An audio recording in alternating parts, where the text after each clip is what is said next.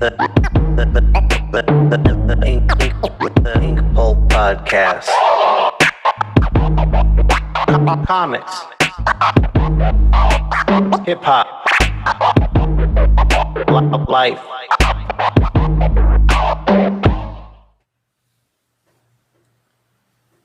Welcome to the Inkpulp podcast. Welcome back, and welcome to the new viewers who are here for this monumental episode, which I'll get to in a second. I just finished my meditation, and I feel really centered now. And it just, like when I don't meditate, it's when things seem to not work out in life. And when I'm meditating regularly, more positivity, more blessings come my way. And I think that all has to do with frequencies and energies in the universe. And when you meditate, you raise your frequency. And when your frequency's higher, you attract like frequencies. And things go well. And when you go down, you attract like frequencies, and things don't go well. And it might just be perception. That could be part of it too. And meditating certainly helps you see a more optimistic outlook on things instead of a pessimistic. And so today's meditation, I listened to guided meditation, was about boredom. And we're just living in this crazy time where we are inundated with stimulus. Everything we do, we need stimulus for. I just think about my day. I wake up to have a peaceful cup of coffee in the morning by myself before anyone's awake. And what do? I got the TV on with the news, which is never relaxing. I got my phone in my hand. And I'm already just pounding myself with stimulus. And it continues throughout the day. I mean, you're at the gym, you got music in your ear, you're in bed at night, you got a laptop in your lap, you got a TV on in the background, you got a phone wherever you go. It's just this constant stimulus. And it's no wonder we're such an anxious mess right now. I think we need to turn some shit off for reals. Anyways, just some thoughts. So today, I called it a monumental podcast, and here's why. If you've been listening to this podcast from day one, you know I always ended on a question, because this is what I was doing exclusively, pretty much comic book creators, and it was hip-hop, punk rock, or metal.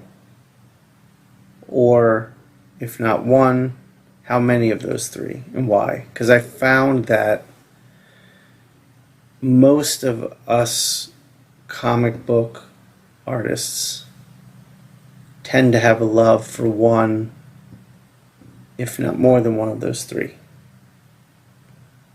And a good chunk of us really gravitated towards hip-hop. And then, not long ago, the PharcydeTV approached me about hosting my podcast on their network. So naturally, I freaked out. I lost my mind. I was excited. It was awesome. And shortly after, talking to Brown, he said, I have a friend who'd like to come on your show. He's an artist, and he's a hip-hop artist. Maybe you heard of him. His name's Chali 2Na. Of course I heard of Chali 2Na. I listened to J5 when Quality Control first dropped. I love the Dino 5 collaboration. I was listening to Oza Motley back in the day. I remember all this stuff. And I knew he was a graffiti artist of sorts. But what I didn't know is he's a full-blown badass artist. So having him on the podcast is like the next evolution of what I've been doing. Now I have a hip-hop artist on who's also an artist. And also had my co-host at times, my good friend, my badass artist buddy, Jim Mahfood.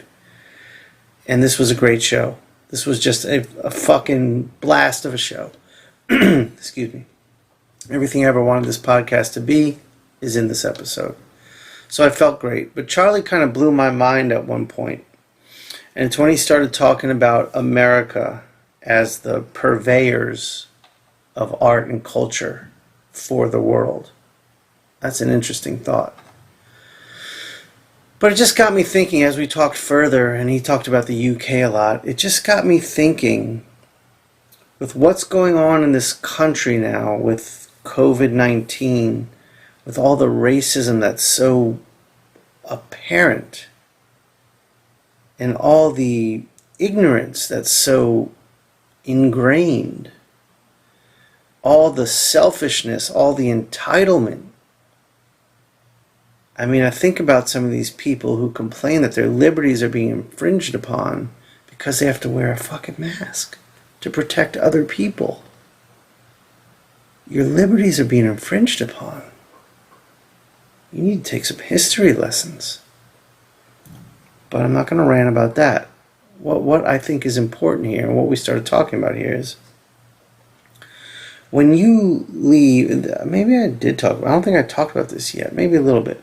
So we lived in a world where, all right, let's go back before TV, back before radio, back before telephones. You lived in a little neighborhood, and that was your entire world.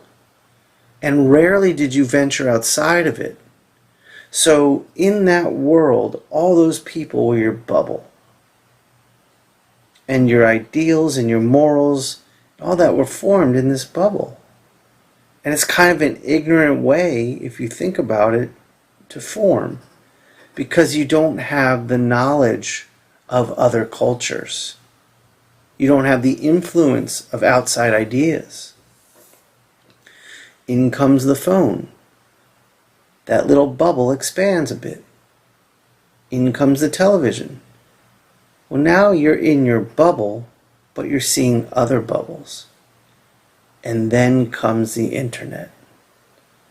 And all of these little bubbles are forced to see, for the first time probably, all the bubbles. Some people became scared, and that fear fucks you up. Closed-mindedness fucks you up. Some see all these bubbles as an opportunity for personal growth, as an opportunity to understand life on a deeper level, as an opportunity to enrich yourselves with the influence of other ideas and other cultures.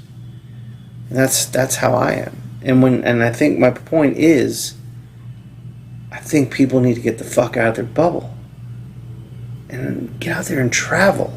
Go see the world. Make that a priority.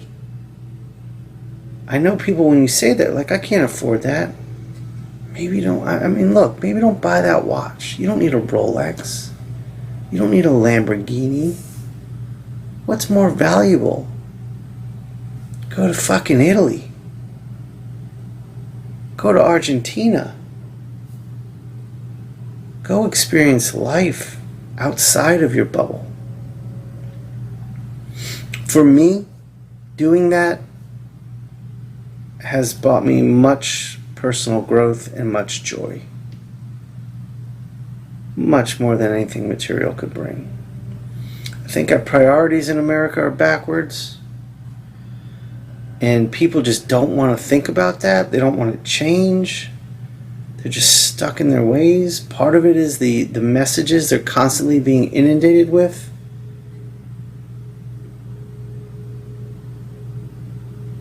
And the thing is, we have the power. We have the control. We just don't know it. We're handing over control to them. And all we have to do is turn that shit off. But don't turn this off. Nah, this is here for good stuff. This is art and culture. This is expansive. This is everything I dream this podcast to be. It's fun. It's positive. We get down each drawing. Me and Jim, we're tackling the Dino 5, which if you don't know that project that Chali 2Na was involved with, we're going to talk about that in depth on the show. I highly recommend it. If you have kids, this is a beautiful thing, the Dino 5 project. So, yeah, enjoy. This was a good one. We're going to get more and more of these going. Now that I've got the far side behind me, I'm going to have more opportunities to have guests like this. I'm super excited, y'all. So thank you. Thank you for listening. If you're on the PharcydeTV network checking this out, thank you. Appreciate it. Thank you for giving this a chance. I mean, like I said, this is hip hop.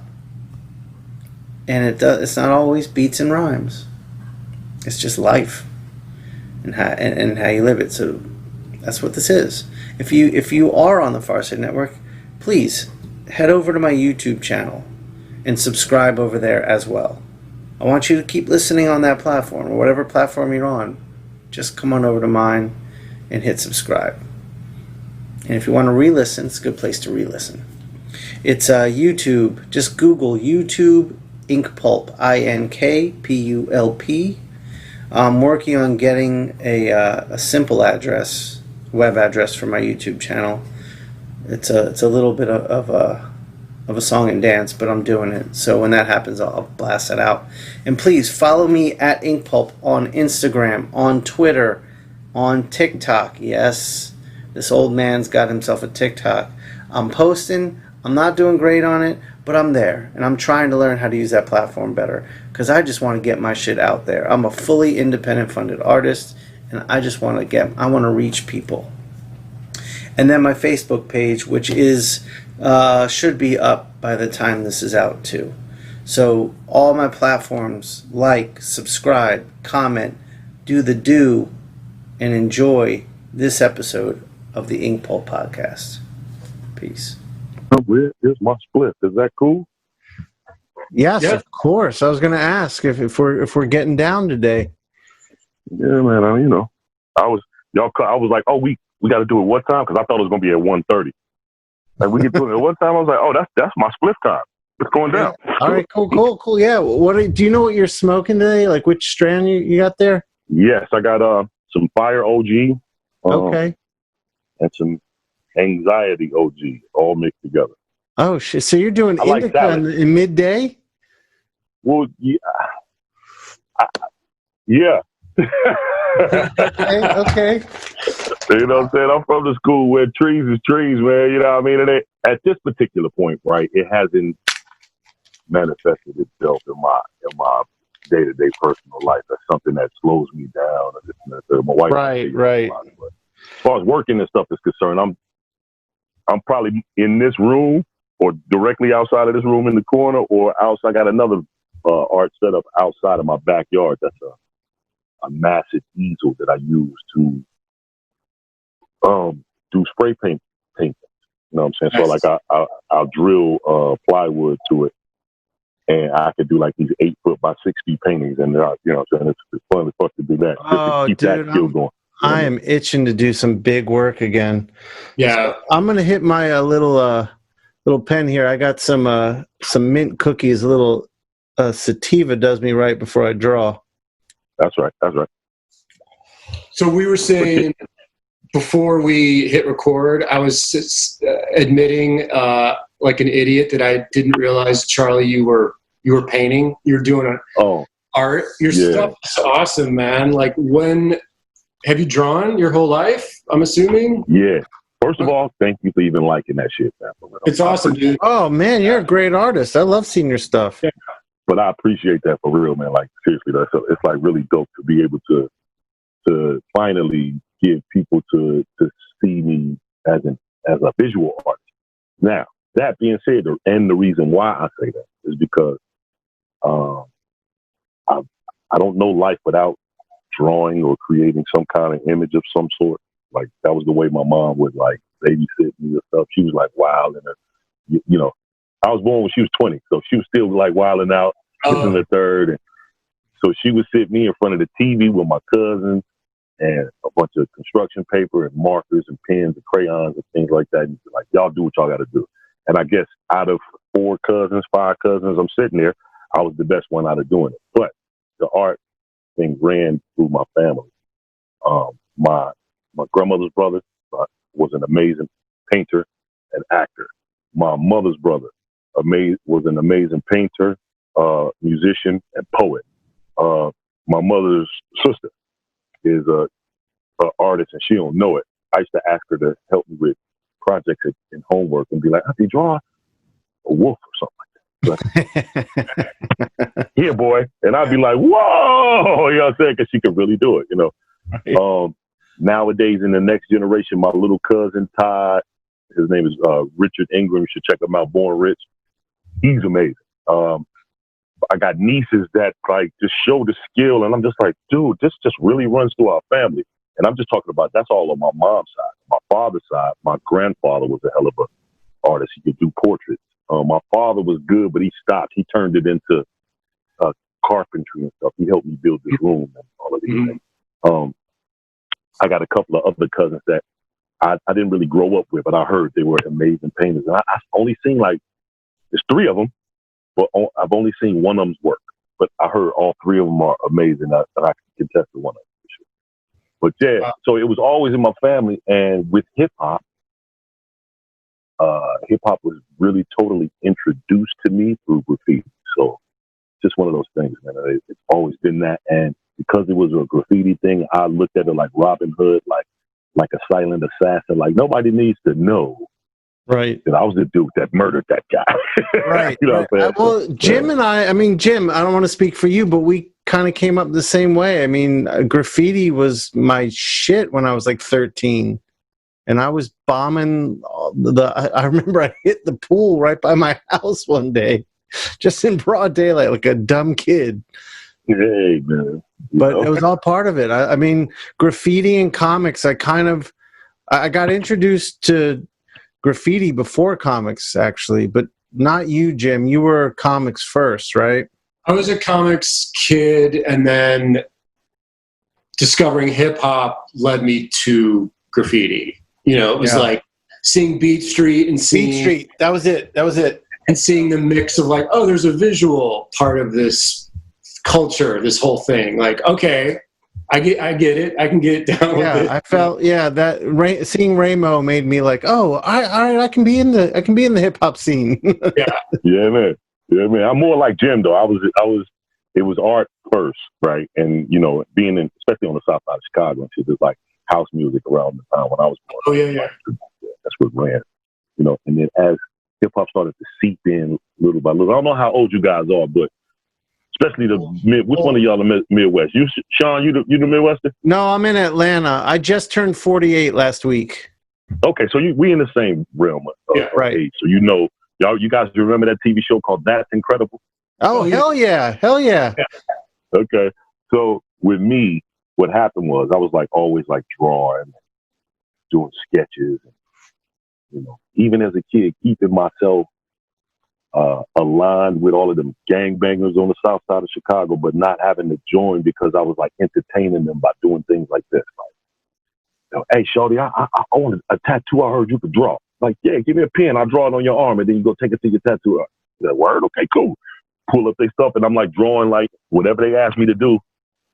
And then next time I see them, they'll have a tattoo to their arm. I'm like, that's cool. Yeah. And I would get, you know, in favor with these dudes because of it. So if I got into something, you know, and they saw it, I ain't had no problem, which was cool. Right. That was a cool thing. Yeah, but, art kept me out of some shit too. I mean, just being an artist, you could run with so many different types of people and get in. Yeah, that was good. Yeah. You know what I'm saying? And so for me, it was like doing that, and just, you know, drawing, just poster boards, and just keeping myself busy, man. Because like I said, my mom was the one who had us using that as a babysitter, so to speak. So that habit just stayed with me. And then a dude from the Bronx, his name was Dave, moved to my neighborhood. And I want to say like 80 maybe, like 80, 81. No, it might have been, yeah, my brother was born in 81. So I'm thinking it was 79, 80. Because I remember like Rapper's Delight had, you know, saturated and everything, and it was all crazy. And people was like, what is this stuff? It was all novelty, you know, for us who are outside of New York, right? And I'm in Chicago, and, you know, I knew about Farley. I didn't know about Flash. Put it that way. You know what I mean? So, you know what I mean? Yeah. So when Dave moved, Dave was like 3 or 4 years older than me, and when he moved to my neighborhood, he's like 2 apartments down from my house. And you know, he used to just always brag about New York and this and the third. But what was crazy is he moved from New York because of his building being burned down in the Bronx. And it was like, I didn't put it together till years later that it was because of the Fort Apache, all of the little scared the slumlords and all that stuff that created hip hop, so to speak. You know what I'm saying? His family was going through that. And I was like tripping like that. So anyway, he had all these photo albums of trains, buildings in New York. The train had all these graffitis. And I was like, damn, how they do that? You know, because it was like tags on Chicago subway, stuff like that. But wasn't nobody bold enough to get out there and just do a whole car and just bug out, you know what I mean? So I'm like, what they do that with? Like, dude, that's spray paint, that's graffiti, blah, blah. He was explaining the culture to me, and I was like intrigued, like, damn, you can do that shit with spray paint? You know what I'm saying? And he was like, oh, you think that's cool? In the Bronx, gangs, man, stopped fighting, and they started like dancing against each other. I was like, I'm in Chicago once again. Get the fuck out of here, gangs. Whatever. Yeah. So here's where That's Incredible comes in. One night I go in the house. Fran Tarkington is like, next on That's Incredible. Gangs who settle their differences by dancing. I was like, oh my God. Sat down. I watched that whole program and I was like, holy shit. Ran straight down to Dave's park. Hey, is Dave home? Dave was like, what's up, man? I was like, yo, I just seen this program. Man, kill me more. And from that moment, I was like, I want to know about what that shit is, because I didn't really, you know, I was a youngster. I didn't get into the whole, I liked the music, but I didn't get into the house culture. I was Right. young, so but I liked the music. But the culture of hip hop intrigued the shit out of me. And the graffiti part was first. That's what pulled me. You know. All right, awesome.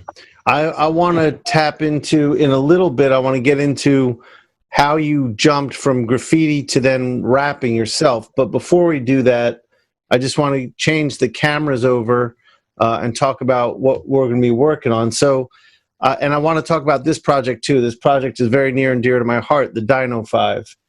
Yeah. Which we'll get into later. But I'm doing a piece dealing with the Dino 5. Jim, you are too.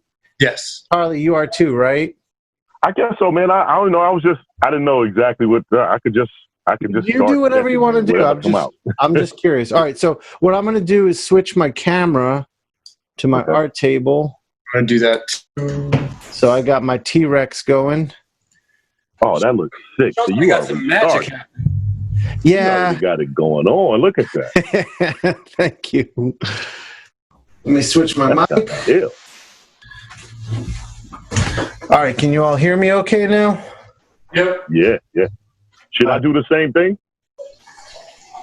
Sure. Whatever you want to do, man. I just want to draw and chat. Whatever you feel like it. This was such a near and dear project to me to have T-Rex on my podcast. I had to do a T-Rex. I appreciate that. Give me 1 second. I'm gonna flip it around. All right, you do you. But yeah, y'all can keep talking to me though. Oh, okay. All right, cool. So I guess what I want to know is if you were getting into graffiti, when and how did you make the jump to rapping? Okay, well, graffiti for me, like I said, was the beginning, right? But the rap thing just kind of came along with it. Around that same time, you know what I'm saying? Like I said, hip hop had already started doing its thing with Rapper's Delight and all the little songs that was coming out of Sugar Hill and, you know what I'm saying, stuff like that. But I didn't really key it all together like it was like one culture until I started seeing, I saw that episode of That's Incredible. That's Incredible. And then because of that, I'm sorry, yeah, that's taking a second to get this camera right, but I'll get That's fine. Oh, take your time, man. Okay. But because of that, you know, I was like, damn, so okay, it's what do you call it? It's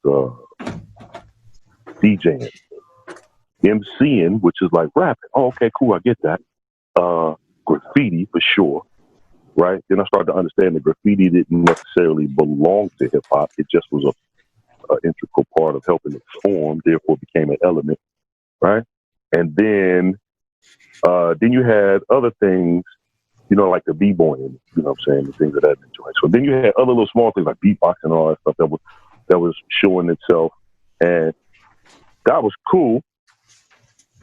But I was like just so immersed in the graffiti part of it that I didn't know if how do you flip it around? Okay, there you go. I didn't know if I wanted to do anything else but that. But like I said, my uncle was a poet, so I used to try to emulate a lot of the things that he did as a kid, and poetry was definitely one of them.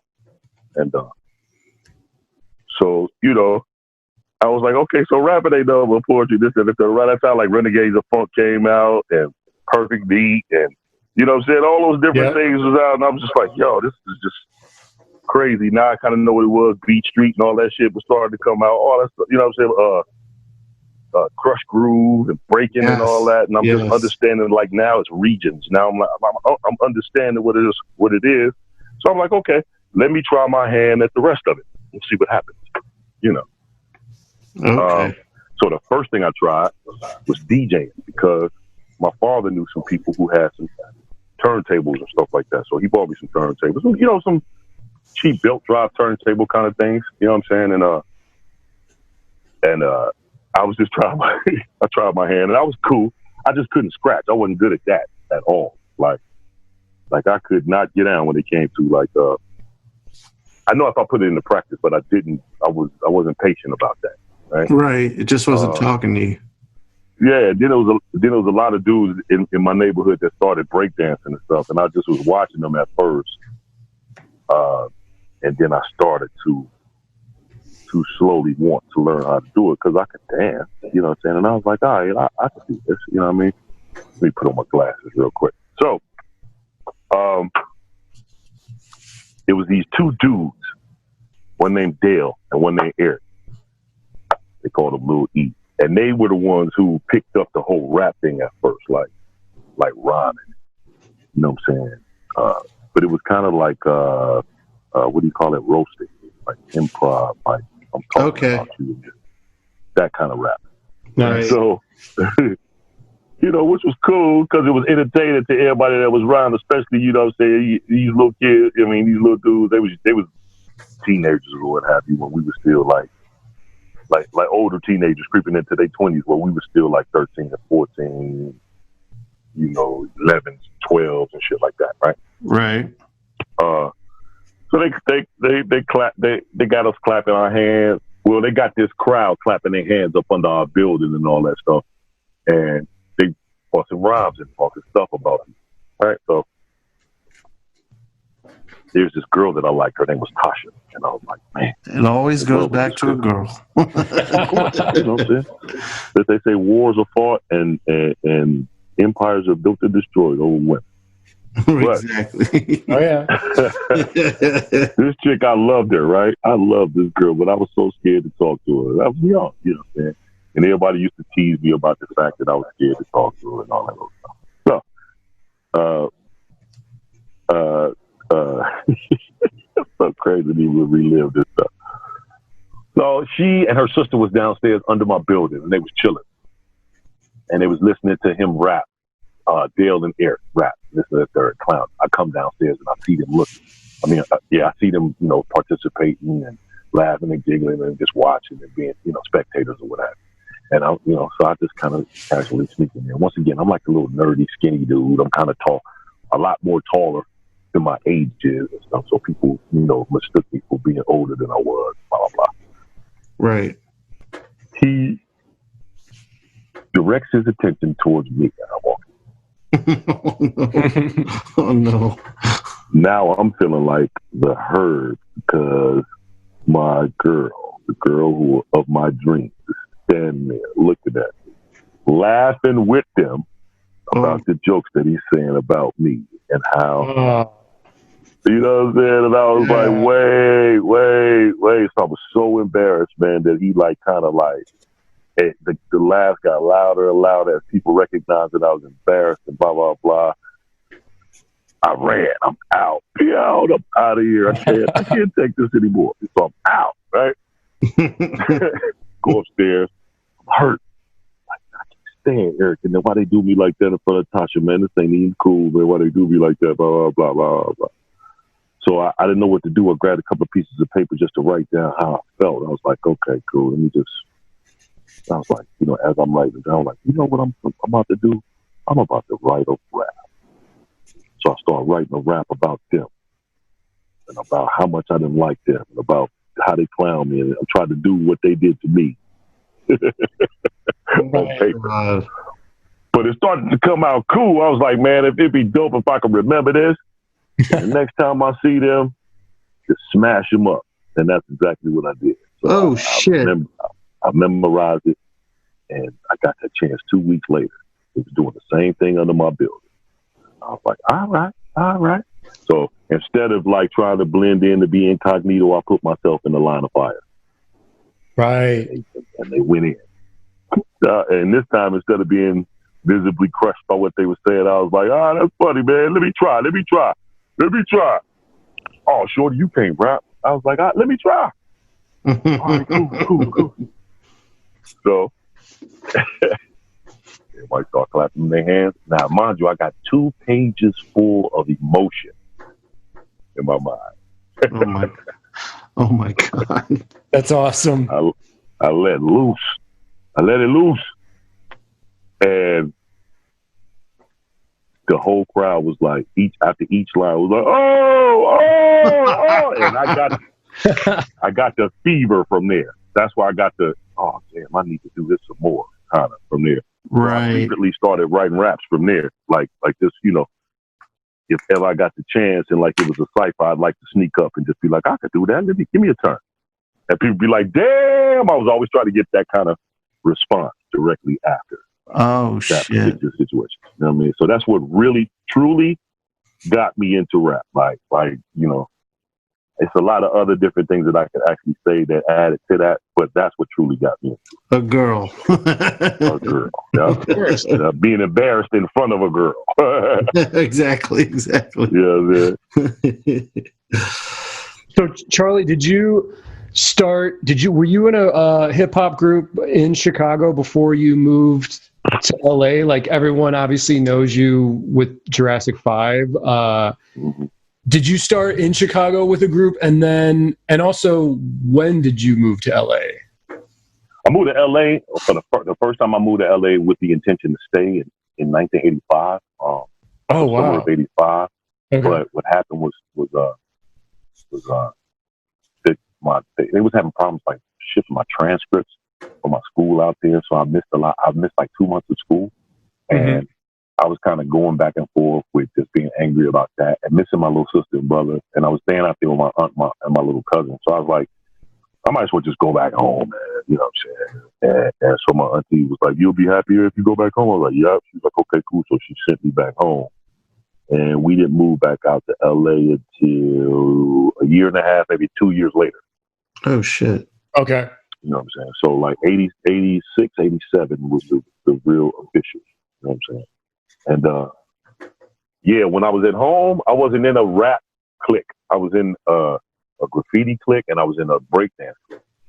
You know what I'm saying? The breakdance crew is called Animation Crew, and we battled a whole bunch of dudes from different projects around the way.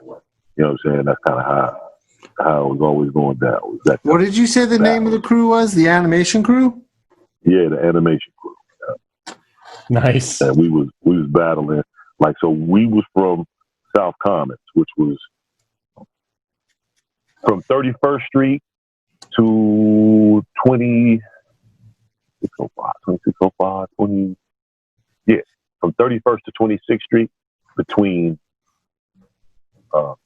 King Drive and State. So that's like South Commons complex. And inside that is Dunbar High School.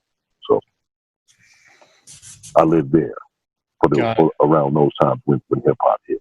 That's awesome. Crazy, man. To go around there now, man, it looks crazy. It looks the same but different. You know what I mean? But right. But yeah, so those are some of my crazy hip hop stories. Where were we at, man? What was the question again? I'm sorry.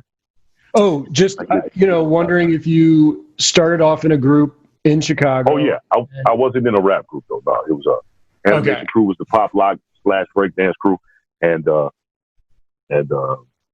was affiliated with a grad crew through a guy named Curly Joe and a guy named Karate J, a group called All City Writers. Nice. I was trying to get into that group. I was really trying to get into the graffiti vibe in the shop. There's a lot of dudes that was from New York, a lot of Puerto Rican cats that was from New York that was like beast in Chicago, and I didn't even know they existed. You know what I mean? Right. So in LA, did you, I assume you were in a whole bunch of different bands growing up and then landed in the Jurassic 5? To be perfectly honest, I was only in one other band before Jurassic 5, and that's called the Unity Committee, right? Oh, shit. And that consisted of myself, which was Cut Chemist. Myself, Cut Chemist, and Mark 7. Those three was the Unity Committee. And we formed at Cut Chemist's house. He had equipment. He had, the liberal mom and father who would let us come through and be up all hours of the night recording at their house and shit like that. You know what I'm saying? That's awesome. Awesome. And so that's where we kind of started at with that. Man, you know what, man? Let me see. I'm looking to see if this is the book. I had started something in here already. I continue that. Have no excuse now. But anyway, so we were this group that came up in Silver Lake, and we would do backyard parties. You know what I'm saying? Participated in hip hop events anywhere we could. Mark 7 was from Patterson, New Jersey. I being from Chicago. Cut Chemist is from Hollywood, California. So it was real cool to be able to like have all of these diverse perspectives, and really start participating in hip hop and writing and being serious about it around the time that, let's say, Rakim and Public Enemy came out. Right around that time.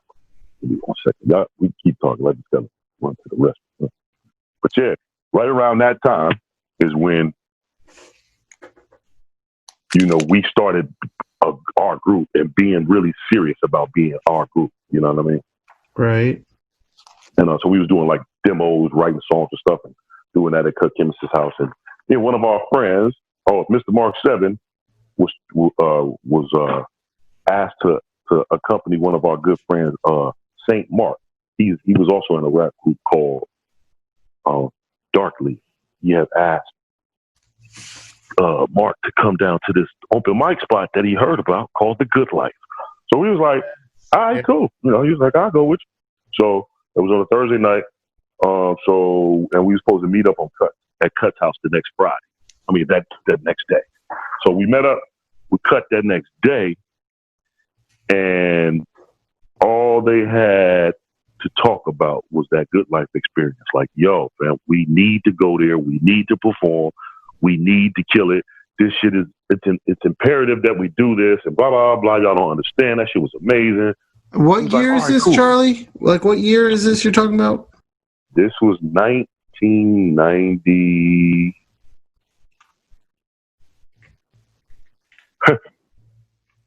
This was the summer of 1990. Okay. Mm-hmm. Wow. Yeah, that's crazy. Yeah. So we said, all right, cool. So we ended up writing a song with Darkley called Shoes. Like, the shoes that you put on. Right? But it was about how women how, our perspective of how we could try to kind of predict how a woman was, her personality by the shoes that she wore. It was just some old crap. It was our attempt, I guess, at a posse cut that was kind of like Buddy from De La Soul, kind of like that. Of course, Buddy. Yeah, so we was kind of like going for that kind of perspective, and it was cool. We wrote the shit. It was us, me, and Mark Seven was the two MCs in Unity Committee, and then it was Saint Mark, this dude named Hymnal, and this dude named J Smooth. Right? I think it was one other person that was on that song. Shoot. Oh, this guy named Wolf. It was 6 of us, and we all did a verse on this tune. Tried to craft it together nice, and then we brought it to the Good Life, and we did it, and everybody thought we was one big crew. Everybody enjoyed the song, tripped out. We got instant respect, and was instantly accepted into the Good Life family. You know what I'm saying? And we would come after that every Thursday. Every song that we wrote was all strictly for the Good Life, no matter what. That's amazing. And the Good Life. That's a tough crowd to win over, right? I mean, that was like hip hop purists back in the day, West Coast style. Yeah, man. It was definitely hip hop purists, but the trick of it was, the reason why it exists like that is because it was around the time when NWA and gangster rap started gaining momentum within the hip hop, scene in the third. And I noticed that you couldn't get a record deal unless you were, soaked, saturated, or actually participated in the whole gangster movement. You know what I mean? Right. And there was a lot of us in LA, especially, who didn't do that and who didn't want to do that because they didn't want to be affiliated with that because they grew up with that. You know what I'm saying? Right. I witnessed it both in Chicago and in LA. So I definitely didn't want a part of it. And all of the dudes that I was around, we was all of like minds when it came to that. So we was like, let's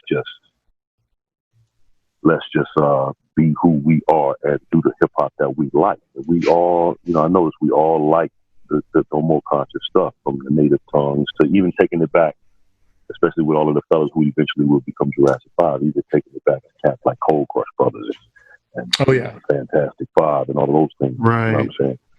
We were hip hop purists at that level. Big nerds, man, who knew all of the words to all of the songs, and knew what the artists that we liked had on, and, you know what I'm saying? How old they were, all of those stuff. We was nerds like that. You know what I mean? That's awesome. That's awesome. And was just shocked to find out that there were more of us. The Good Life was full of them. You know what I'm saying? Everybody was really like original styles. Everybody wanted to bring something new to the table. It was just a fresh time, and everybody wanted to be noticed. And everybody's agenda was, I'm just as good as these gangster dudes, man, but I'm not doing what they do. You know what I'm saying? So, but what was cool about the Good Life too was we didn't discriminate. So if there was some gangster dudes that came in there, all you had to do was be dope. Right. You could talk that gangster shit, but you just had to be dope. Case in point, Snoop came in there with a group called Perfection, because he was in 2 groups. He was in 213 and he was in a group called Perfection. So him, this Filipino DJ dude named T Love, and them 2 dudes who would later be in that crew called the Twin. They were 2 twins. Yeah. They came down in the Good Life and set that shit off. I was like, wow. You know what I mean? And it was some gangster shit, but it was and everybody at the Good Life respected it, like really respected it, because it was dope. It wasn't you couldn't front on it. You know what I'm saying? So that was the whole thing with us. It was like, it just had to be dope. And what was cool too was we had restrictions. You couldn't curse. You had to just be as creative as possible with those guidelines. Right. That's what made a lot of the people that came out of there like exceptional performers. So, Yeah, I always find that as an artist, having like limitation brings out the best. Forces you to what you do with them parameters that make you the best artist. You know what I mean? Right. So during this like whole right time, go ahead. What were you saying? I was going to say, like right now, I don't know what I'm drawing. I'm just drawing. All right. Yeah. So during this whole time, I assume you're still like drawing and stuff, but that's more for fun. Yeah. No, see, at that time, I'm still like, painting, and I'm discovering different ways to do shit. But I'm also a father, so I'm chilling on the illegal aspect of shit. Because when I came to California, I instantly got down with as many graffiti artists and as many people who were participating in hip hop as possible. That was my mission. I was like, I'm moving to California. I seen that movie Breaking. First thing I want to do is find the Radiotron. Right. I touched down, and our first apartment, and the rest of our apartments for me growing up to being an adult was in Silver Lake, right? So I was like, okay, now pull out the Thomas Guide. I'm like, okay, let me put this all together through these movies and all that. The Radiotron is by a park with a couple of lakes in it. They showed an aerial view. Right. In Breaking. I was like, where is that? And somebody was like, that's MacArthur Park. I'm like, okay, cool. Now, started asking other dudes, man, where's the Radiotron? People gave me the address. I'm like, cool. Found out that it wasn't that far. It was a couple of bus rides from my crib. But me and a friend of mine ended up walking all the way through Silver Lake, all the way through to MacArthur Park. Damn, all the way to, because we were just walking through with cans. We was graffiti writers. Right. Let's walk. Let's do it. Tagging every damn thing and doing, doing our talk. You know how that goes. But we finally made it to the Radiotron. I felt like a king. You know what I'm saying? I was like, I don't believe I did this. I don't believe I'm here. I'm from Chicago. I've seen this stuff in movies. I'm standing right here. This is where Boogaloo Shrimp did this. This is where Ice-T, when we got to the place, it was some graffiti writers painting a big ass mural on the outside of it. We learned in the end that these dudes were a notorious graph crew called K2S. They were called Kill to Succeed. They're a very famous crew in LA around that time, and they still are famous because a lot of the dudes ended up becoming big gallery artists. Cool. Oh shit. Charlie, who guys from that crew? I know the name of that crew, but like, was that okay? Prime, Crime, my dude Guy James, dude Skep. Them was the standout. But Prime and Paint. There was a place in Los Angeles, downtown Los Angeles, fresh outside of Silver Lake, just past the Rampart District. It's called Belmont Tunnels. Used to be a old train tunnel, but for years it was abandoned, and for years it became a graffiti like super yard. And if you was anybody in LA, you wanted to get a piece up in there, and your pieces, no matter who you were, only lasted a maximum of about 2 weeks. Max. Shit. You know what I'm saying? Because this place was famous. It was like, prime real estate. People would come from around the world to film videos in that spot and take pictures of the place. And Prime and Crime were from a gang that was around that area that basically protected that area. Okay. And so those two dudes were like the kings of that pit. When I first came out, me and my friend Jack Frost, we did a piece down there, and I did a unicorn, but I used no line. I just filled it in with all colors. I shaded all I put colors to all of the shades. Nobody was doing that kind of thing at the time. Right. And so my unicorn lasted, like I said, everything, the longest something would last was 2 weeks, people for the top kings down there. My unicorn lasted for 1.5 years. Oh, that's fucking dope. because Nice. everybody was like, yo, who did this? Who did this? And nobody knew my face. And that just comes from what we used to do at the crib, you know what I'm saying, which was Robin Hood, you know what I'm saying? We'd go out painting in ski masks, shit like that. So nobody could see, you know what I mean?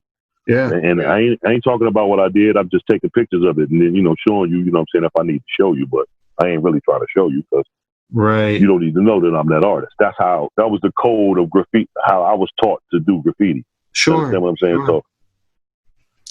So that, because of that, I'm sorry, y'all, I'm so long-winded, man, but because of that. No, that's what we want. We want the story. That's what we're here So for. because of that, man, I never used to broadcast. Is what I'm leading back to, that I was a visual artist more so than, you know what I'm saying, focus on the craft of rap and stuff like that, because that took off. I was on the path of trying to become some kind of commercial or graphic artist or something, man. Even something as a muralist, a sign painter, something. I was on the path of becoming that. But I got offers for a scholarship to go to Otis Parsons and all this shit, man. But I was like a hard head at the same time too. I was like, I wanted to go home. I had a child coming.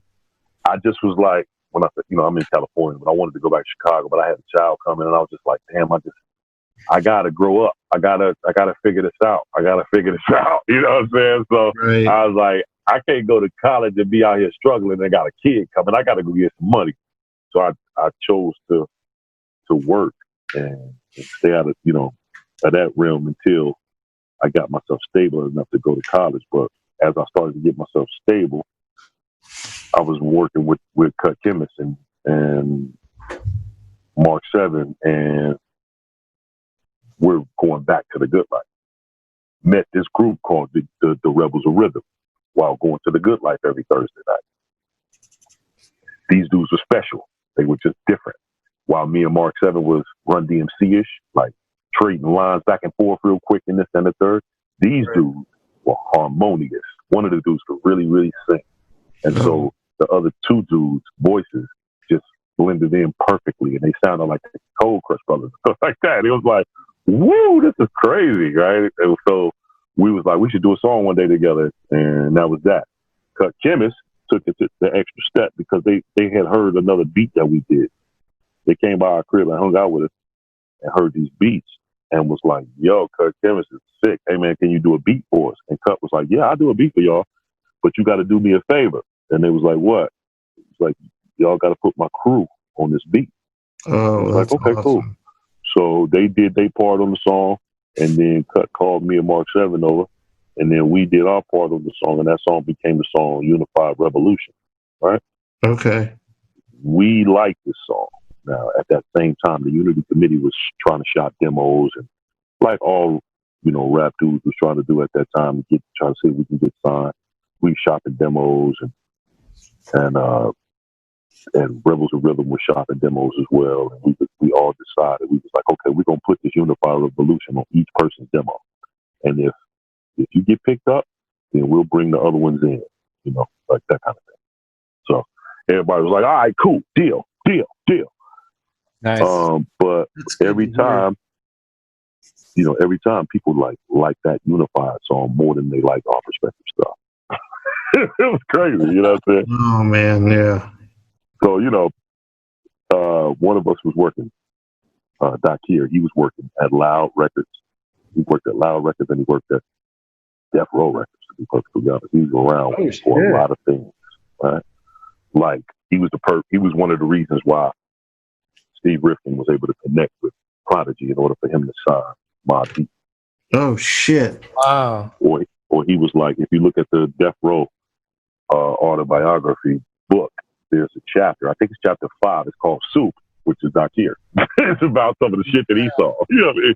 So it's just being around that stuff, it was cool for him to be able to, you know, while we got these demos, we all decided to just try to, like, you know, shop as much as we can, each other's demo as well as our own individuals, and just see what happens.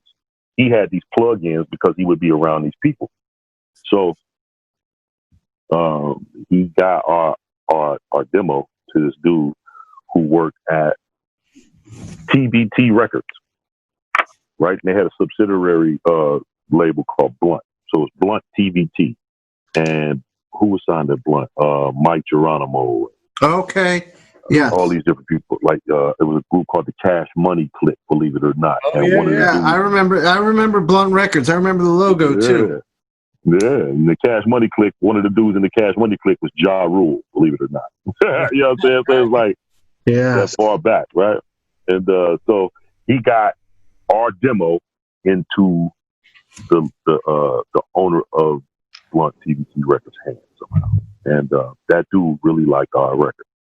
And he called us and was like, y'all want to, we'd like to sign this 12-inch. Y'all got any more records? We was like, nah, not really, but we can make more. And they was like, well, look, we want to do this 12-inch like on some novelty shit, but we definitely would love to put this out for y'all. You know, it's kind of our first record deal. We was like, all right, cool, let's do it. So we was all hyped. Sue came back telling us all. We was like, yeah, that's dope. But shit, man, what, they want us as a group? Because we two different groups. Right? Uh-huh. And Soup's like, man, fuck all that dumb shit, man. Let's get this record deal. This is a record deal. Let's get this shit. Right? So we was like, all right, cool. So we put it all together. I drew a flyer a while back with all of our faces, portraits of each one of our faces inside of stars, like the old school phase 2 hip hop flyer. Right? Oh yeah, like the old Bambaataa, Jazzy J kind of style flyer. Yeah. So we adopted that as the cover, the back cover of that 12-inch. The front cover, I drew this bone mic. This mic made of all kind of bones, right? And then I put Jurassic 5 under it in stone letters, right? Because we didn't have a name. They was like, okay, so before we put this out, what's the name of the group? So I went and I played the song to my son's mom. What'd you think? She was like, y'all think y'all sound like the Fantastic Five, but y'all sound more like the Jurassic 5. And I was like, ha ha ha! Oh, shit. That's the name of the group. That's awesome. So I called the fellas, and they all agreed it would be called TVT. And the rest is basically history when it comes to that one. Oh, that's fucking amazing. I love it. Yeah, man. The name is what hooked me in right away. I heard the name before I heard the music when I was living in Arizona, 97 or so, or 98 when you guys did the first EP, whenever that came out. But someone was saying, you got to get hip to Jurassic 5. And I was like, well, I'm in just based off that name. Like, that's dope. If the music is great, I'm assuming it is, but you got me just off that name. Like that's an amazing, that's really dope. And it's like we were saying before, I think Shawn started recording. I was in Arizona, mid to late 90s, hanging out with Z-Trip and the Bomb Shelter DJs, that whole scene. And I think Z-Trip was like the first guy to bring you guys out to Arizona. I'm assuming. Yep, you're right. And I got to go to those shows, and it's a magical time, man, for music and art back then. Thank you, yeah, for sure. So you just start taking off, Oh yeah. And that's around the time you also met Freestyle Fellowship and those cats too? No, well, Freestyle Fellowship and them were the kings of the good life. That's how I met them. Okay, okay. But one of the first times I've ever seen anybody do anything hip hop in LA, when I first came to LA, and I walked. I caught the bus down to Hollywood Boulevard, and I seen these two dudes rap battling, and they had a crowd. They was killing it. This tall, lanky, light skinned, curly haired dude was just like, like with his arms all folded, and this other dude was rapping his heart out, right? So I'm like, oh, dude is dope. He's killing it. Okay, cool. Let me watch this little rap battle, see what's going on, right? Dude finished his lines, and the little light-skinned, linky dude was like, you finished, man? It's my turn? Dude was like, yeah, go ahead. Like I already won, that kind of thing. Sure. This little light-skinned dude commenced to serving this dude, and one of the illest. I was like, wow, this little dude he wasn't little, he was tall, actually. Killing it, right? Years later, when I go to the Good Life, I see that same dude, but he got dreads now, and he's running with some other dudes, and they were called the Freestyle Fellowship. This dude, Mike Kanine is who I'm talking about. This dude, oh, okay, one of the illest dudes I bet. He was called Microphone Mike when I met him in Hollywood all those years ago. And so when I first seen him at the Good Life, I walked up to him. I said, "Hey man, did they used to call you Microphone Mike?" He was like, "Yeah, man. Yeah, man." Like, man, when I first moved to California, I saw you battle this dude on Hollywood Boulevard. He was like, "What year was that?" And I told him. He was like, "I remember that battle." I was like, I didn't realize he was that like notorious out in California. You know what I'm saying? But it was dope. It was really dope. I thought that was really dope. That's awesome. Micah 9 is a legend, man. He's so man. To put it mildly. Oh yeah. And then when did what was the first Jurassic 5 release? Was that the EP? That first song that I was telling you about, 94. Okay, 94. Okay. 4 was the Unified Revolution. And then we got really serious because we was like, okay, we put the song out, but everybody was still working and doing they day-to-day thing, trying to take care of their family and their kids and stuff. And we got this opportunity. Was it 95 or 96? I can't remember what year it was. It was somewhere in between. It was before 97, right? Right. But I want to say it was like 95, 96. We had a friend. Her name was Tara Taylor, aka T-Love. She was in a group called Urban Props, but she was doing a solo album. T-Love is amazing. I love her. Yeah, she's incredible. She was doing a solo thing. And she had acquired a solo deal, kind of distribution deal with this distribution company called New Groove Alliance. And New Groove was giving her the option to have 2 EPs and two 12-inch singles, right? One for each EP. And she was like, "Damn, I only got 1 EP." She was like, "You guys are fucking dope." She was like, "What if we shared that? What if we created an entity?" I give her super love for even coming up with this shit. What if we created an entity that was like a joint venture between 2 labels? I start a label, y'all start a label. And then we put out my EP and y'all EP. And we, single deal under this New Groove Alliance deal. We was like, "Oh shit, that's ill. We can do that." So we went through the process, business, the DBAs, all that stuff.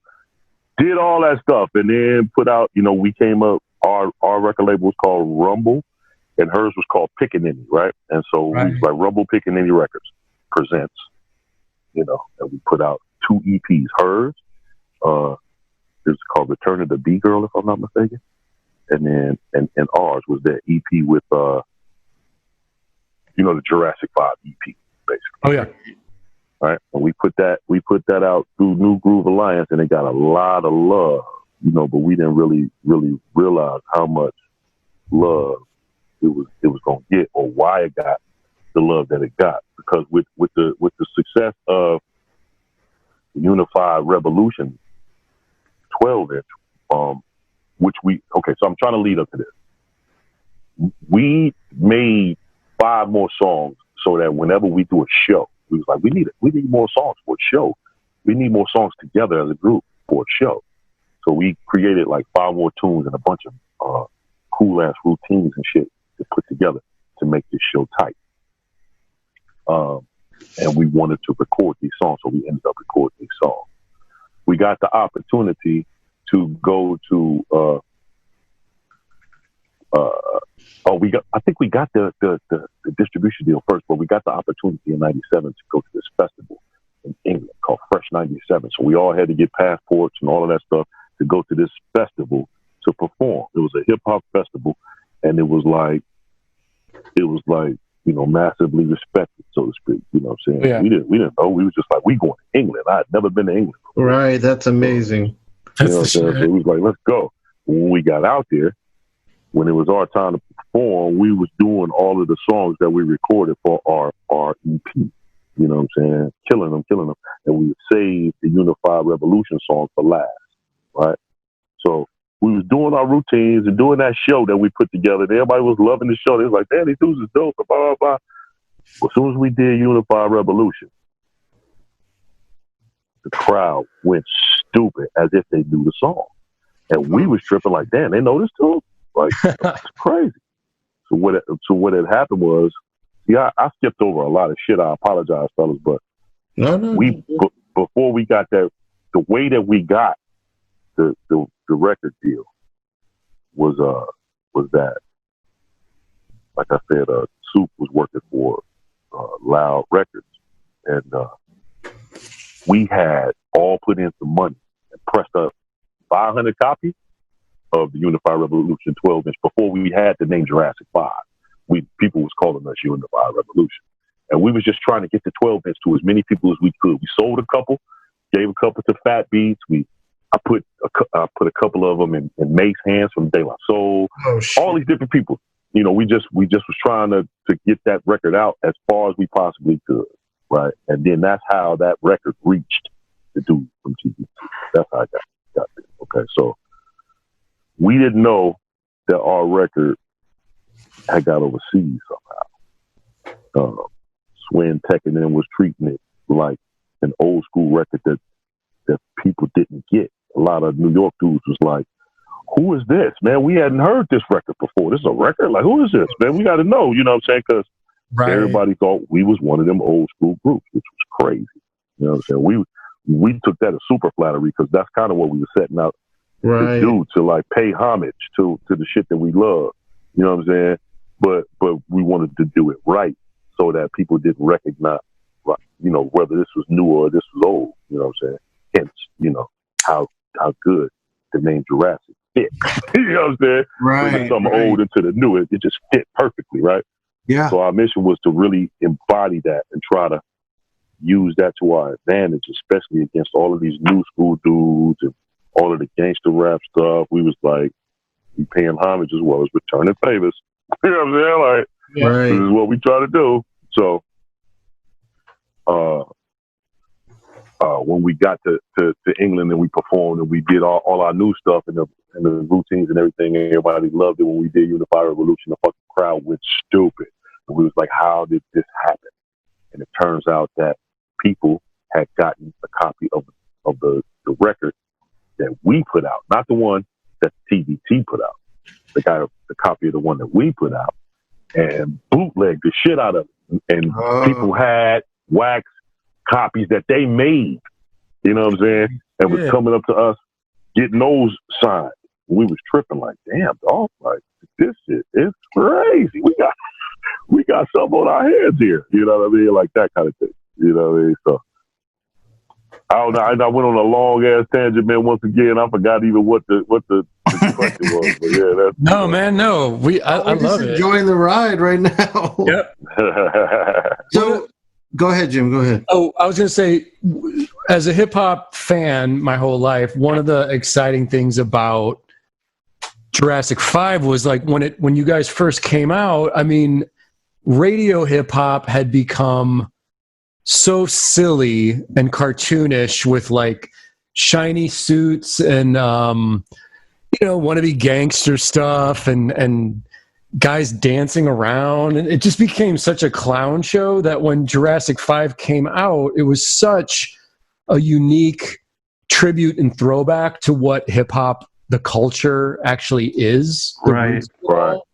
That it was like a fucking breath of fresh air, man. Like as soon as I heard what you guys were doing, and then like a year later, it seemed like Dilated Peoples hit, and people under the stairs, and all these kind of like West Coast boom bap, I guess you might call it backpacker, but like just really good production, incredible rhyming, and something that it like went back to the roots of just this being interesting culture with depth to it, and yeah. So for me, man, I was so excited because I came up in the 80s discovering Run DMC and LL Cool J, Beastie Boys, Public Enemy. So for me, hip hop was always this dramatic statement of like rebellion and bombastic beats and production. So when hip hop went commercial and it got real silly, it was not for me, Yeah. A lot of people felt that same way. I feel like you guys were a major part of the antidote to that, Yeah, I agree with everything you're saying there, Jim. It was discovering that LA Underground scene, which felt like, to me, it was like there was more art to what I was hearing over there. Mhm. I'm using art because I can't think of another word for it. And then I was I get what really you're saying, though. digging deep into the New York Underground, which was more visceral than what, like, I guess the West Coast, I had that, it was art, it was like intellectual, but the East Coast, the underground New York thing was more visceral. And I couldn't get enough of either one. Right. Me neither, man. You know what I'm saying? Because we was like always paying respect to New York. I mean, it is what it is, and it was crazy because at the same time that the quote unquote backpack movement was born, and we was like really like going hard with it in LA. There was a movement that was going on in New York in Washington Square Park that birthed Yes. the same kind of MCs, man. But like you said, from a different perspective, from a New York or an East Coast perspective, that was slightly different, but yet at the same time, the exact same as what we was doing. You know what I mean? Have the same And we would cross spirit. paths from time to time. Yep, they had the same spirit, and we would cross paths from time to time. Like you had people like Fat Joe, who came down to Los Angeles and was promoting Flo Joe, and was the top record at the time. I love all that early Life. Yeah, all the early DITC shit. Love that. Yeah, he came his ass out of the Good Life, and couldn't curb his cuss words. And Right. And got booed. Wait, Jim, wasn't that in the Netflix series when Fat Joe went out there? That was in Hip Hop Evolution. Yeah. He tried to clean that up, because if you look at Ava DuVernay's documentary, This Is the Life, and you'll see exactly what really happened. I was there. I saw it. So he tried, when he was talking on Hip Hop Evolution, I would sit there, I got all the respect in the world for Fat Joe, you know what I'm saying? But I would debate him to the max. I'm sitting right there. And he couldn't curb his tongue. We told him, no cursing. This is a place where we can't cuss. I know that's what you get down and do, but you're an MC too, so go and give it to him. He got up there, he couldn't not curse. That ain't really my style. He was like, please pass the mic. Please pass the mic. He was like, I sense jealousy in the air, peace. Like, man, jealousy? Dog, all we ask you to do is bust a rap. We respect you. You know what I'm saying? Right. It was just crazy. So when I watched him on Hip Hop Evolution, I seen him try to clean that shit up, like he was like, oh, like, come on, dog. I was sitting right there. Charlie, how did you feel about the Hip Hop Evolution series on Netflix? I big up to Shad, man, first and foremost, for even being. Yeah, he's great. Yeah, of that, man. I really like that. And I love it for those people who may have never really embraced the historical aspects of hip hop. And I'm not saying he captured everything. Of course, no thing out there can capture everything except for the actual life experiences. But it's cool to have that as like Cliff Notes, man. It's really dope. I thought it was really dope. Like I could play that for my grandma and go, Grandma, look, check this out. Right. And then she could turn to me and go, what was you doing at that time? And I can explain to her. It felt good to be able to do that. And I really think that they put that together really well because of that. Yeah, there's that specific episode that is about the good life, and then the Lyricist Lounge in New York happening. Raucous and all that, sort of at the same time. Big up the cats like Talib and Mos and all them dudes, man. All the same time. Hell yeah. Charlie, you were mentioning T-Love. She's, I think, one of the best, most underrated female MCs. What happened with her? I'm not exactly sure what. I don't know. I know T-Love was always like getting sour about the record industry. She was always like ahead of the curve and seeing what was going to happen. And she was always coming up with different things and stuff like that. So I think, if I had to take a guess, she probably got tired. Like, man, fuck this shit. You know what I mean? That's what I think. I don't know. I haven't talked to her in a long time. So I really don't know. I know she has a baby now. I heard she lives in France. You know. Oh shit. Okay. Yeah, I think her husband is in a band out there or something like that. I wanted to say he's one of the dudes in Herbalizer. Oh shit. Okay. Yeah, but yeah, man, I hadn't seen her in a long time, but I big her up to the max, man, because she is definitely instrumental in the choices that Jurassic 5 made when it came to becoming known in the world today. That's awesome. So Yes. let me ask. So how'd you get involved with Oza Motley? Okay, so we're taking it back to when I was saying me and my friend Jack Frost. I first moved to California. Like I said, I was trying to align myself with as many graffiti artists as possible. I met a guy named Jack Frost.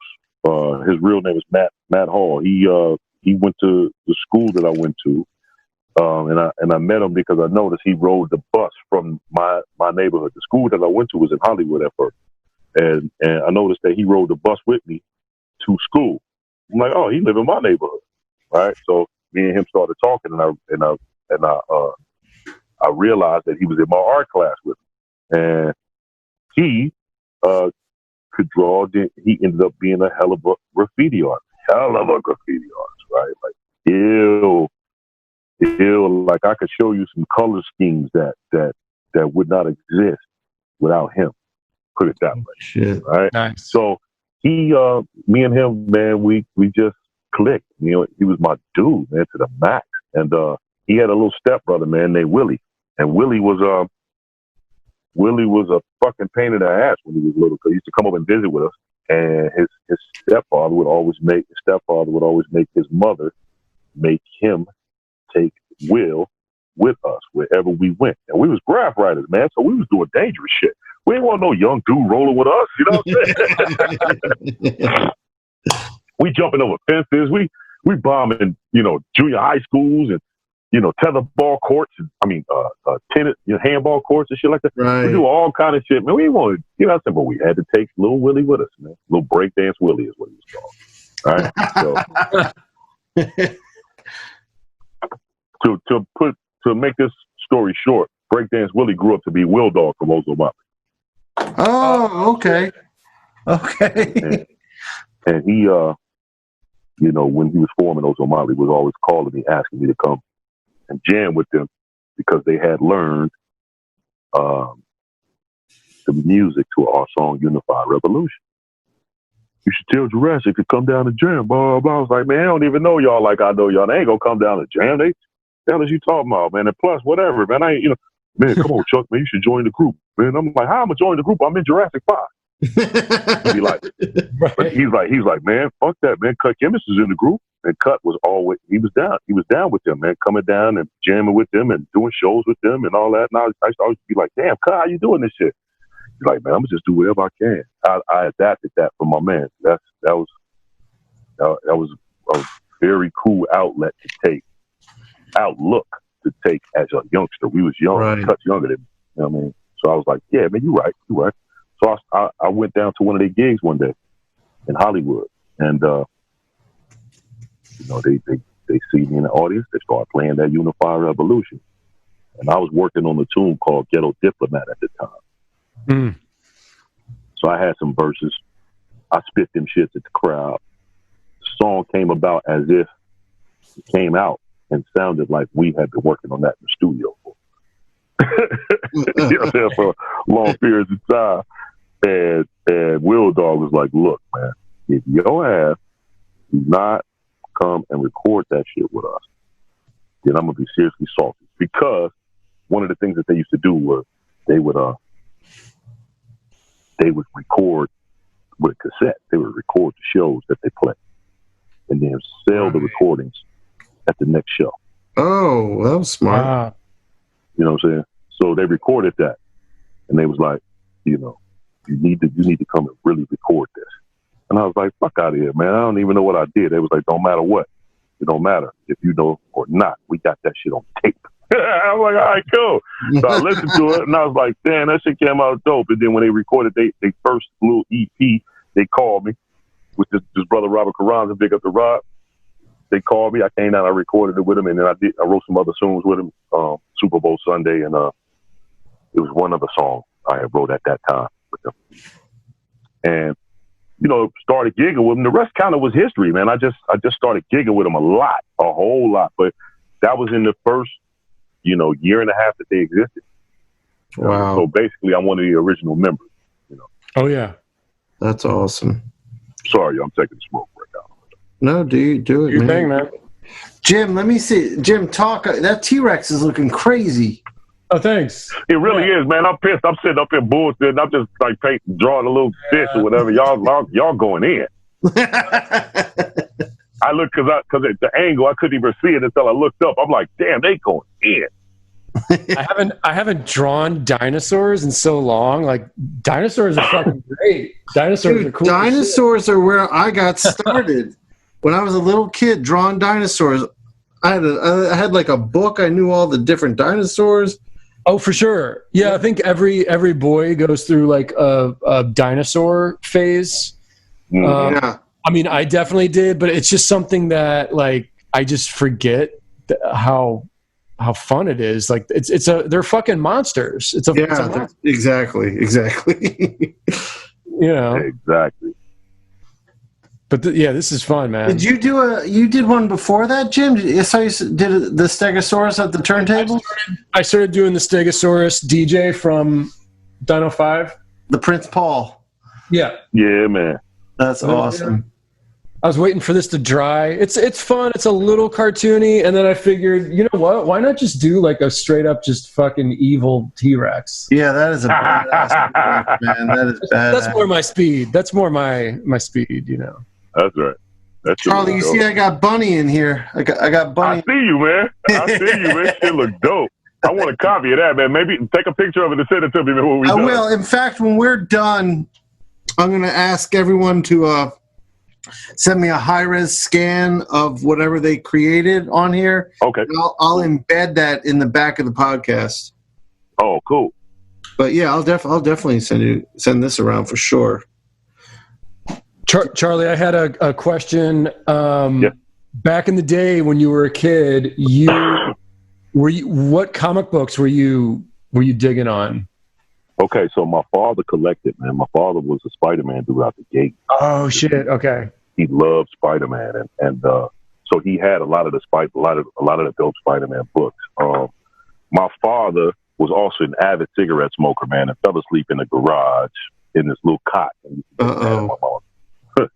And fucking burned all his comic books, man. Oh, no shit. Yeah. So, I call myself trying to recollect and stuff for him. And what was cool was like me and my grandma would go to the grocery stores on their payday or what have you. She had to come with her to help her carry the groceries back home. We lived in a complex called Lawless Garden on 35th and Cottage, 35th and Rose, really. But what was the cross street right there? That's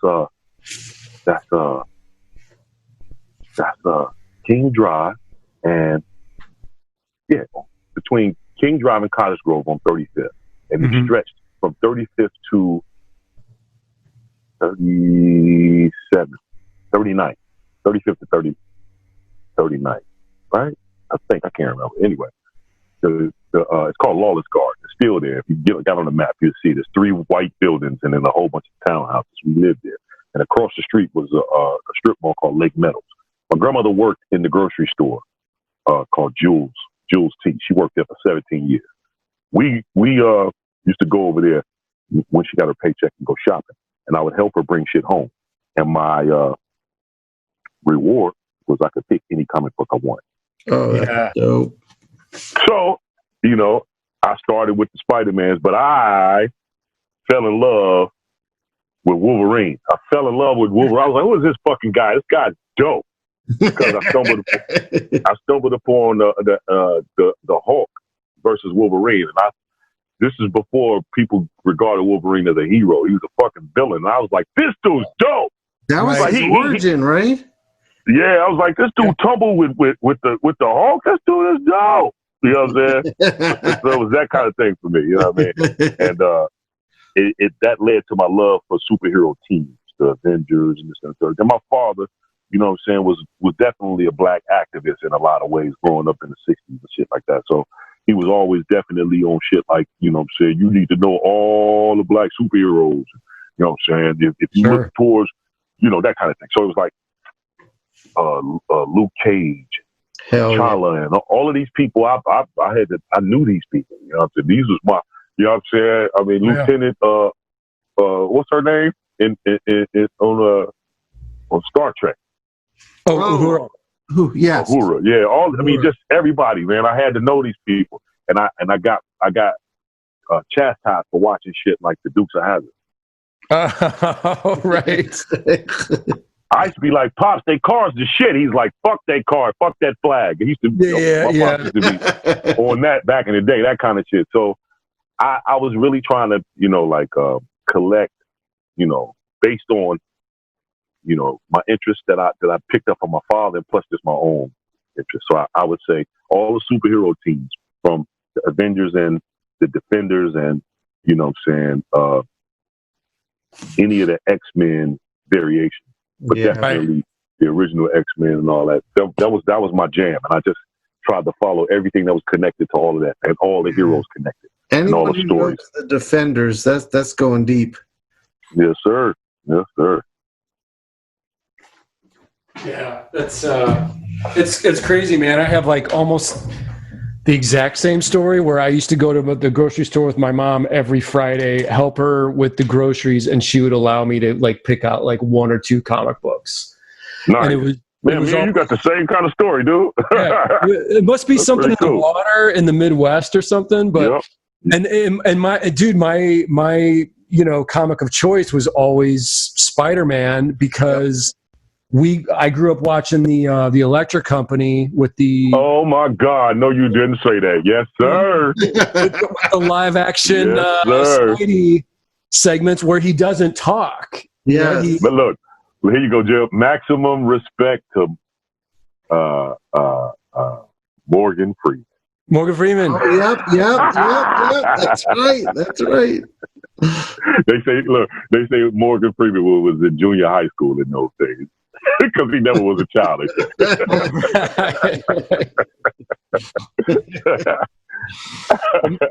But yeah, man, that was the whole, like, my, you know, basically I get, you know, bribery into helping my mom was like, it was like, you get your comic book at the end, help me with the groceries, you know, it's a win-win situation basically. But Spidey, man, was the gateway for me. Yeah, me too, man.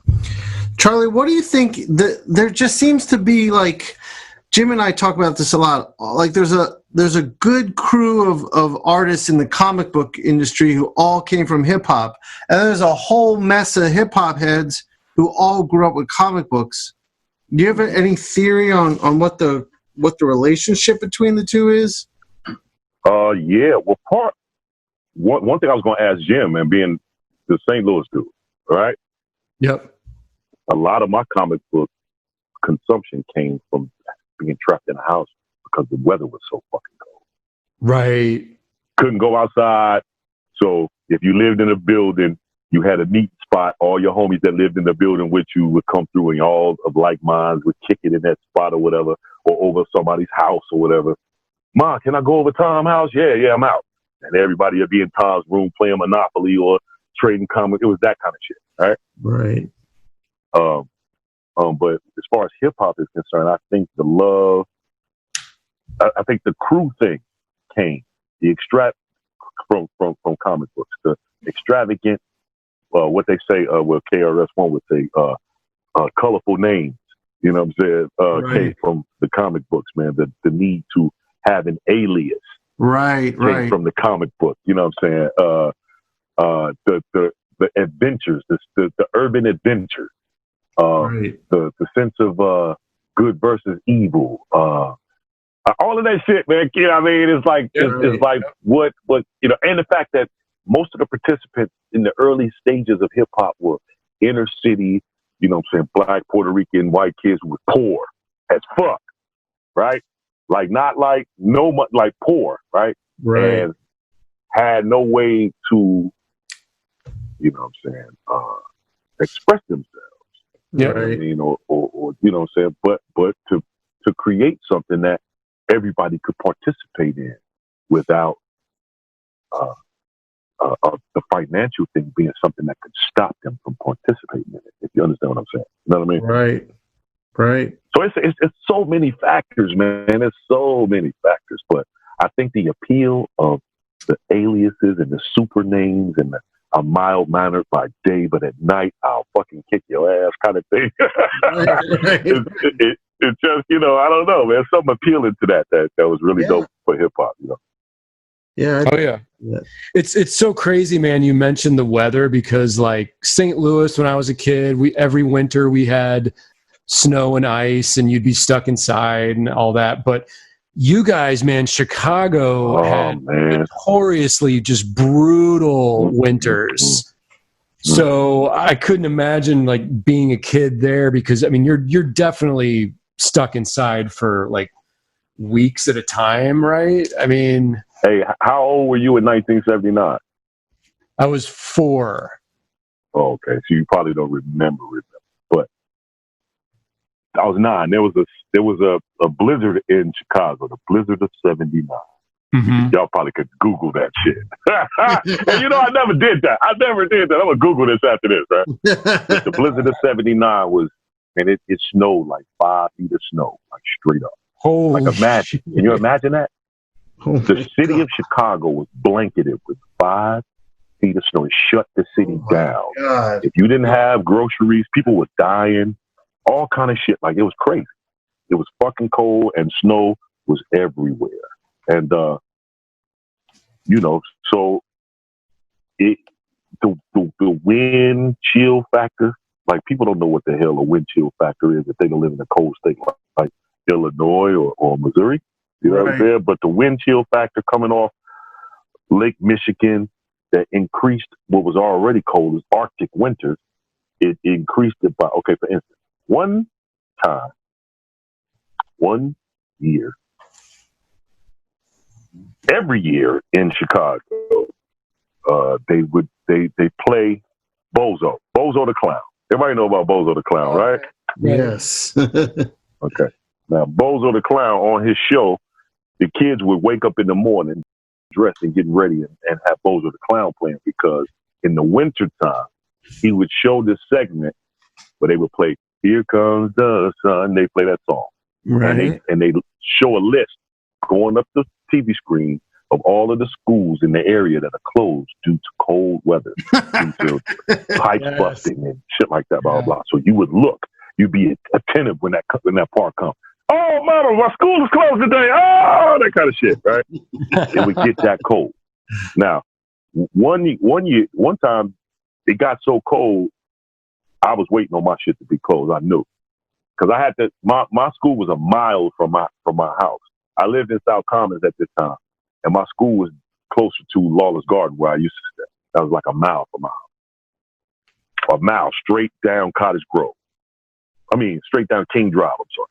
Mm-hmm. So, motherfucker, this shit is crazy. It was 30 degrees below zero. Wow. Yeah. Oh my. Hey, I'm not finished. Y'all saying wow right now. I'm not done. I'm not done. Not done. Okay. It was 30 degrees below zero, but the wind chill factor, the wind blowing off the lake, made it 60 below. Jesus Christ. Arctic winter. I was sure my school was going to be closed that day. Psych, it wasn't. Oh, So what? me and my little sister had to walk to the bus stop to get the bus. To get there, there was a homeless man on the bus stop, and he didn't have nearly enough clothes on to keep him warm. He smiled at my sister, and his face cracked, and the blood started coming out of his face, but it slowed down Oh my because it was God. that cold. Like, What? that's how cold Chicago is. I tell that story all the time. God. So that's some real ass shit. Fuck. I believe that shit. That's insane, man. Yeah, I remember as a kid, I don't know if it was 79, if St. Louis, we got the same blizzard, but I do remember a year where the snow banks were like taller than me and my older sister. Yeah, man. Nuts, you know, and it was something that Midwest people just had to deal with, man. It's Yeah, it's funny It was just too, a man, part of 'cause, life. like, I was in Chicago like 2 or 3 years ago for C2E2, the big Chicago Comic-Con. And Yeah. it's always in, you know, usually February. So it's still pretty cold. And I hadn't been in a Midwest winter for years. Like I lived in Arizona for 6 years, then I lived in LA for 16 years. So your body gets used to, you know, the warm, obviously. Yeah. I was in Chicago, dude, in February for a week, and I was the biggest pussy in the world. I was like, it's fucking cold as shit here. Like, how do people live in this? I was like wearing like 7 layers of clothes, going outside and shit. It just, Yeah, man. when you haven't been in it in a while, it's like shocking how cold it can actually be. It really You know? is. It really is. And I thank God that I was able to move when I was a kid and get acclimated to this weather. Because I always when I go back to Chicago and I talk to my family, I'll be like, I love y'all and shit, but fuck this weather. And that's the real of it all. You know what I'm saying? Like, why, Charlie, why you ain't came over to visit us? I'm like, because I love y'all, but fuck this weather. I grew up outside of DC, so we had the snow, we had the cold, not on the level you guys did, but I do remember in the late 70s having a massive snowstorm. Mm-hmm. Mm-hmm. It might have been the same little cold front that just made its way across America. You know what I'm saying? For real. Yep. All right, so Charlie, tell me how this project called the Dino 5 came about. Well, actually, let me tell you. So, going way back to 3 Feet High and Rising. Well, let me go back further. Stetsasonic, talking all that jazz. Oh, yes, sir. Thank you, brother. Thank you, brother. I appreciate that. Thank you. It's still one of my all-time favorite hip-hop songs and maybe my favorite beat of all time. But that's when I discovered Prince Paul. And then 3 Feet High and Rising came out. And when that came out, I put that in my car. It didn't come out for 2 months. It just, that tape deck kept playing side A, side B, side A, side. My friends were going nuts, begging me to take it out. I wouldn't do it. So I was just convinced anything Prince Paul does, I'm in. Like, and everything he did from then on out, I was right. And innovative. so when I had kids, I don't remember how I discovered it, but I remember I started reading this article, and it was about a Prince Paul project, but for kids. And I was like, oh shit, what is this? So I went and got it, and I was like, this is classic Prince Paul, but it's Prince Paul, it's you, it's Ladybug, it's Punchline, and Rozelle. Is that correct? That's the Dino 5? No, it's actually Wordsworth, not Punch. But it's Wordsworth. You was in the right field. Yes, Words. Right. Yeah. Okay. And I was in love with it. I was like, but let me put it on for my kids. It became the family record. Everywhere we drove, we put in the Dino 5. They would recite it, and it was like I got to introduce my kids to hip hop through that. So it's a very special project to me. Nice. So tell me how that all came about. I'm dying to know all this. Okay, so if that was a very special project to you, imagine being somebody like me. I'm on tour of a group called Jurassic 5, which, if you've listened to any of our projects, you know Prince Paul has inspired the shit out of us. Yes. Oh yeah. We were big, major native tongue, preferably De La Soul bands, right? Stuff like that, and still are to this day. And it's cool to be comrades with those dudes. And it's my brothers, man, my big brothers. Yeah, I got to meet Plug One a few weeks ago. I did a podcast with him, and we've been keeping in touch. But yeah, go ahead. Be cool as fuck. But anyway, so imagine being me. I'm on a tour bus, on the back of the tour bus. Just as the first time Jurassic 5 kind of like was gonna call it quits, right? around that time, right? Just before it. We tour in America. I'm back in the back of the bus. You know, I'm just like chilling. We had just got into a city about to do a show. And I get a phone call. Now, I know for a fact I've never met this brother before. I've been to several of his shows, starting with Stetsasonic, but I've never met him. I get a call. I pick up the phone. I'm like, hello? Yo, is this Chali 2Na? I'm like, yeah, who this? This is Prince Paul. I fucking lost my shit. Yeah, as you should. Like, I'm a kid. I was like, oh my God. I was like, dude, before you say anything else, please excuse me for 2 seconds. Okay. Prince Paul is calling my cell phone. Like, crazy shit. Okay, now, what's happening, man? Good to meet you, man, blah, blah, blah. So he's like, he laughed a little bit. Then he was like, yeah, man, I was calling, man. I got your number from Cut Chemist. No, from, he got my number. Somebody, one of these DJs he got my number from. I don't think it was Cut. Oh, I know who it was. It was Dan the Automator. Oh shit. Okay. Yeah, so he got my number. He's like, I got your number from Dan, man. He was like, man, I'm working with this dude named Andy Horowitz. He does these children's albums. They're called Baby Loves. He was like, you know, so like Baby Loves Salsa, Baby Loves Jazz, Baby Loves. I was like, okay.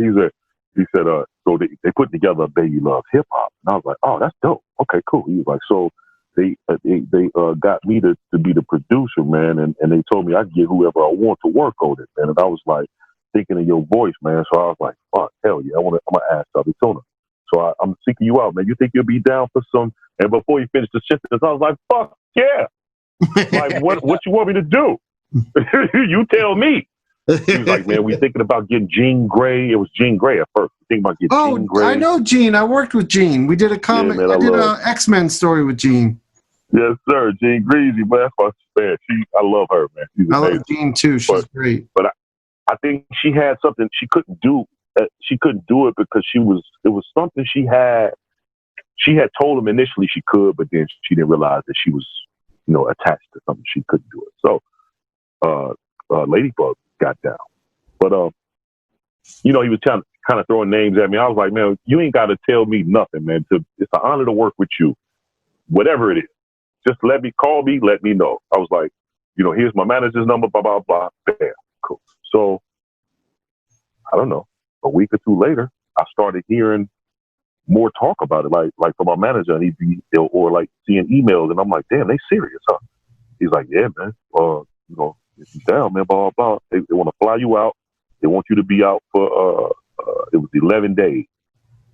11 days worth of you know, this and the third. They could record, man. It's a children's album, so it should be pretty easy to do. Blah blah. I was like, shit, whatever, man. I'm just like, word, you know, and I wasn't even thinking about even money. I was just thinking about chilling with Prince Paul. Right. Like, you know, and they pay you X amount. I was like, oh, so I get to fly to New York, stay for 11 days, chill, and do some shit with Prince Paul. Yes, let's go. So they set it up. I get there. It's Mecca. It's a word. And I've chilled with words before, and I'm just like bugging on Mecca. I'm like, yo, because you know, who wasn't? If you was my age, and you wasn't in love with Mecca Ladybug, something wrong with you. Ain't right.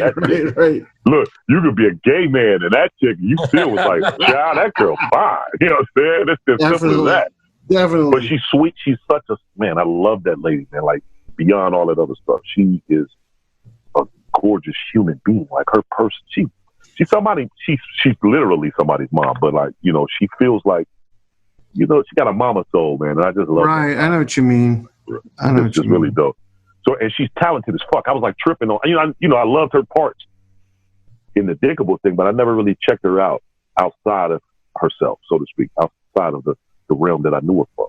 Right. So to work with her and to see how fast she worked, how efficient she was, how she could sing, how she could, you know, change her voices and just do little different things. I was like, yo, damn, she's good, man. And she was really like, when we was in the mode, she was so, she showed me a professionalism that I hadn't seen from a lot of rappers, especially from where I'm sitting, of her caliber, being a fan before this rap shit, before being like recognized as a rapper. I was a fan looking at Diggable Planets, like I loved them. You know what I'm saying? Simple as that. Yeah. Right? So watching her like work, I was like, oh, this girl is like, she was teaching me something without knowing she was teaching me shit. You know what I mean? Right. And it was really cool. It was really, really cool. But yeah, man. So he called us. He had us come out. We was in Chungking Studios, which was existed in this building where Will I Am, who I've been knowing like since I was a kid, you know, from kids coming to California for the first time.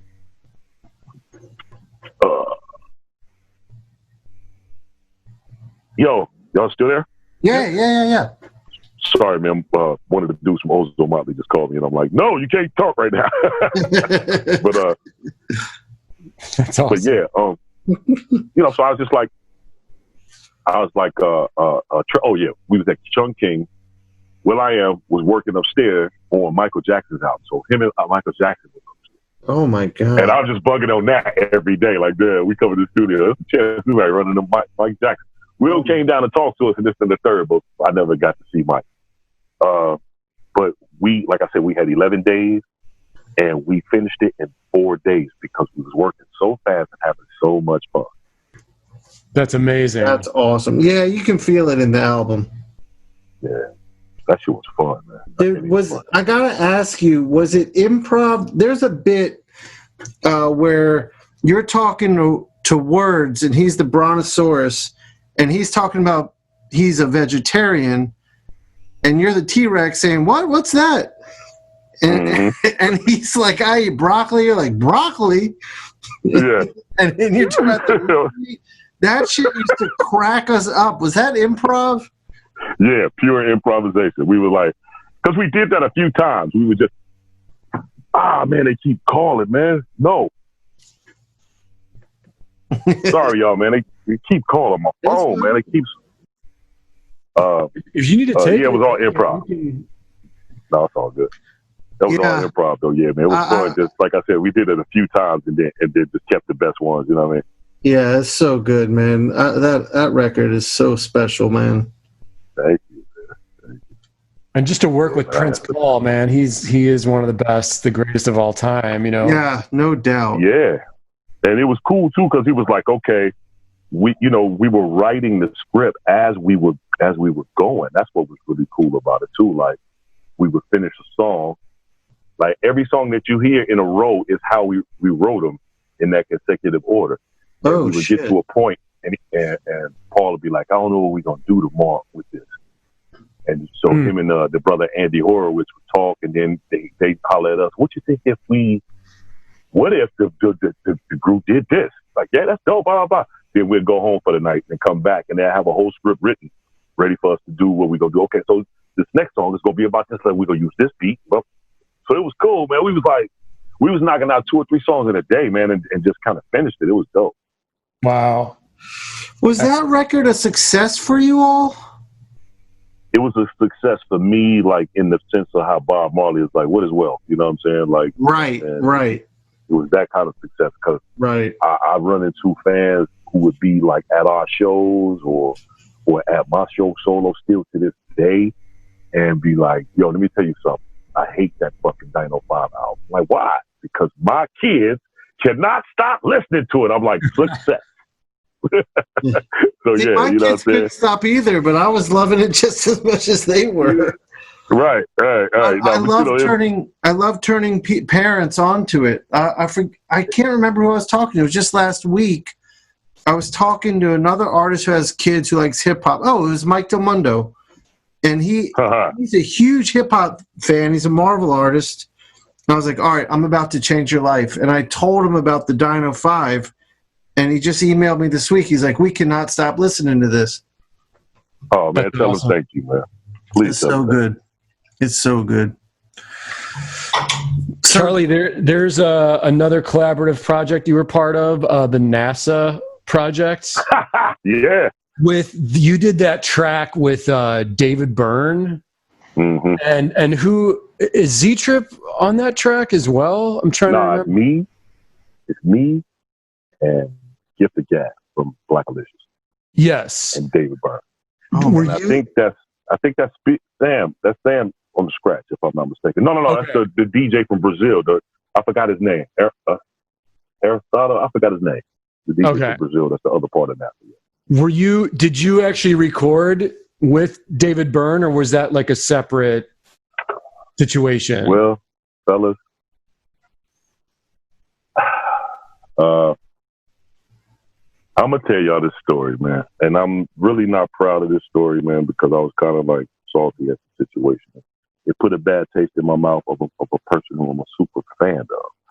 I have been a Talking Heads fan since the first time I ever heard of them, right? Yeah, and me too. When I heard that we were doing this tune with David Byrne, I lost my shit. So I was on the road with Jurassic, and me and Gab were on the phone back and forth figuring out what we were going to talk about. Mm-hmm. And once I got home, like I wrote my first verse, that first little part you hear. And then I got home and I got in the studio with Sam and Gab, and we wrote the rest of the song, the verses part, like all of our verses, right? I'm trying to think if the chorus was already on there or not. I can't remember. Yeah. But so we finished the song, and then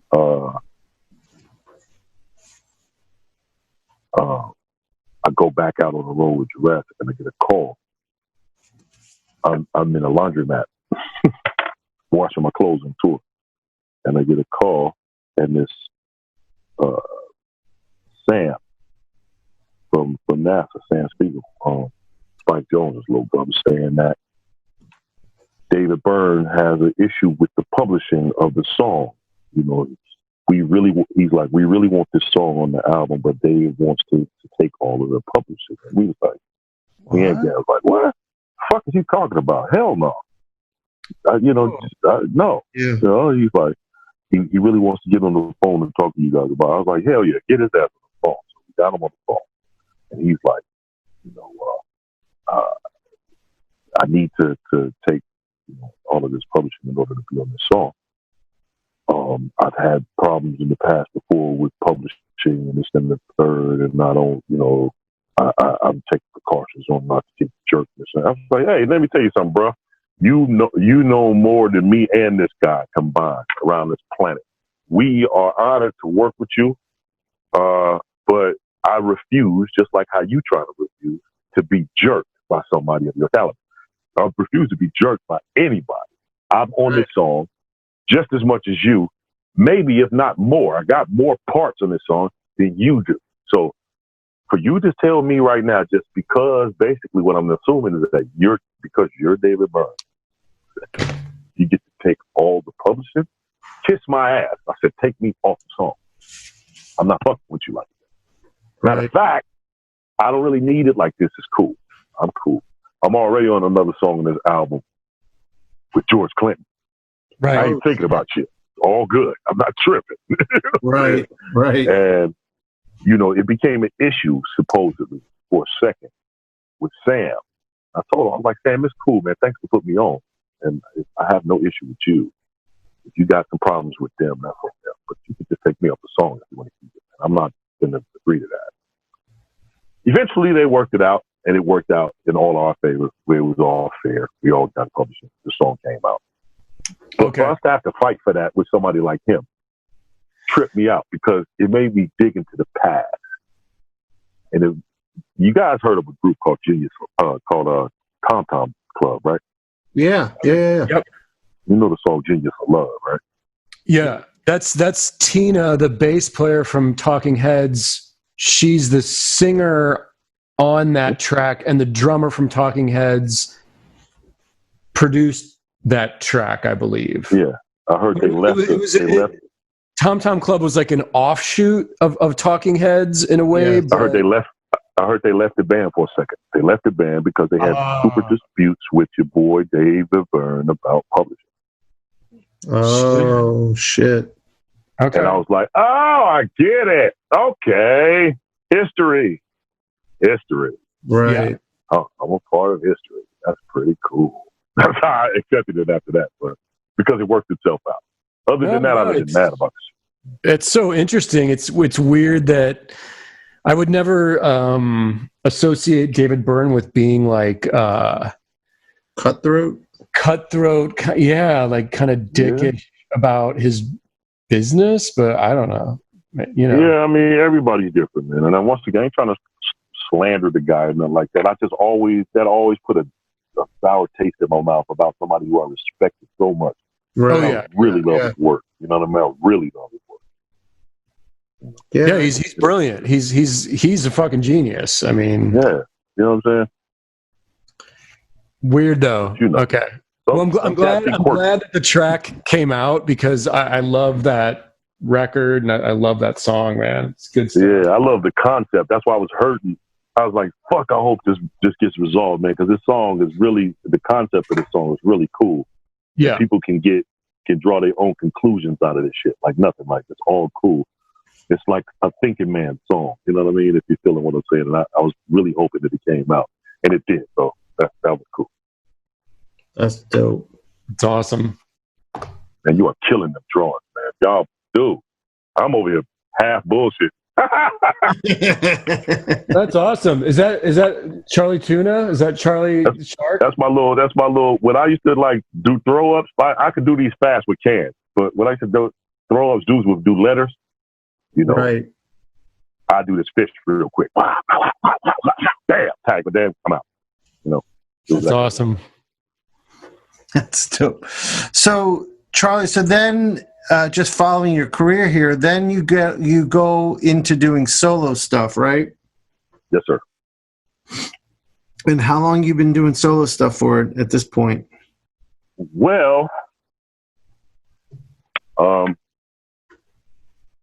during the Jurassic stuff, I started to see a demand for. I don't want to call it the demand because I don't want to sound like no arrogant asshole. But I was just saying, like, people would want me to get on their songs, right? And I was like, oh, that's cool. You know, like I love to collaborate, so let's go. You know what I mean? And I started to see that it became kind of lucrative to do. Plus, it gave me a lot of different cool ass pockets of respect in places that maybe people didn't know me, right? But not only just know me, but people would then go looking for the things that I belong to, which was like my groups. So I noticed that all of my outside endeavors only brought eyes back to the source. Right. Okay.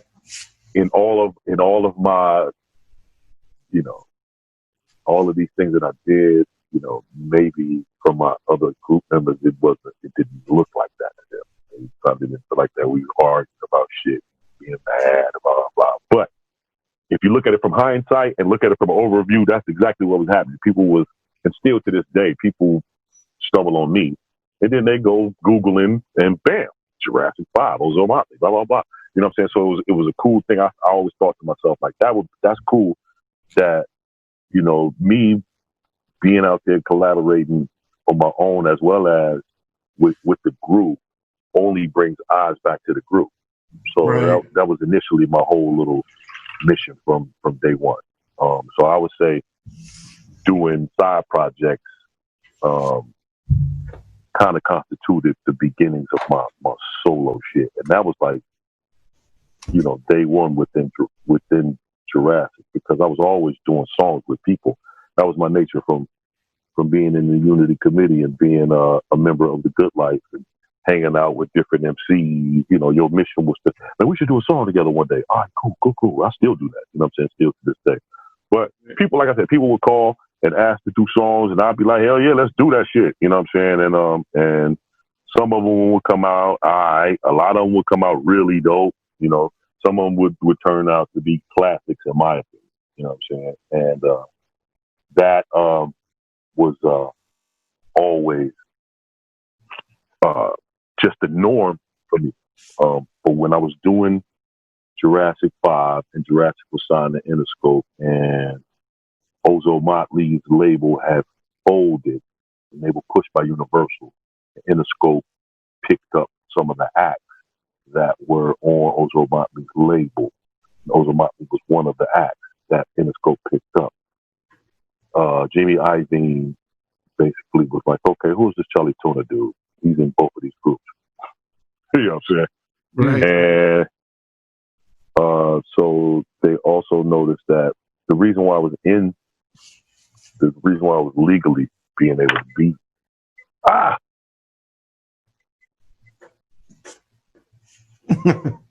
sorry, y'all. That's all right.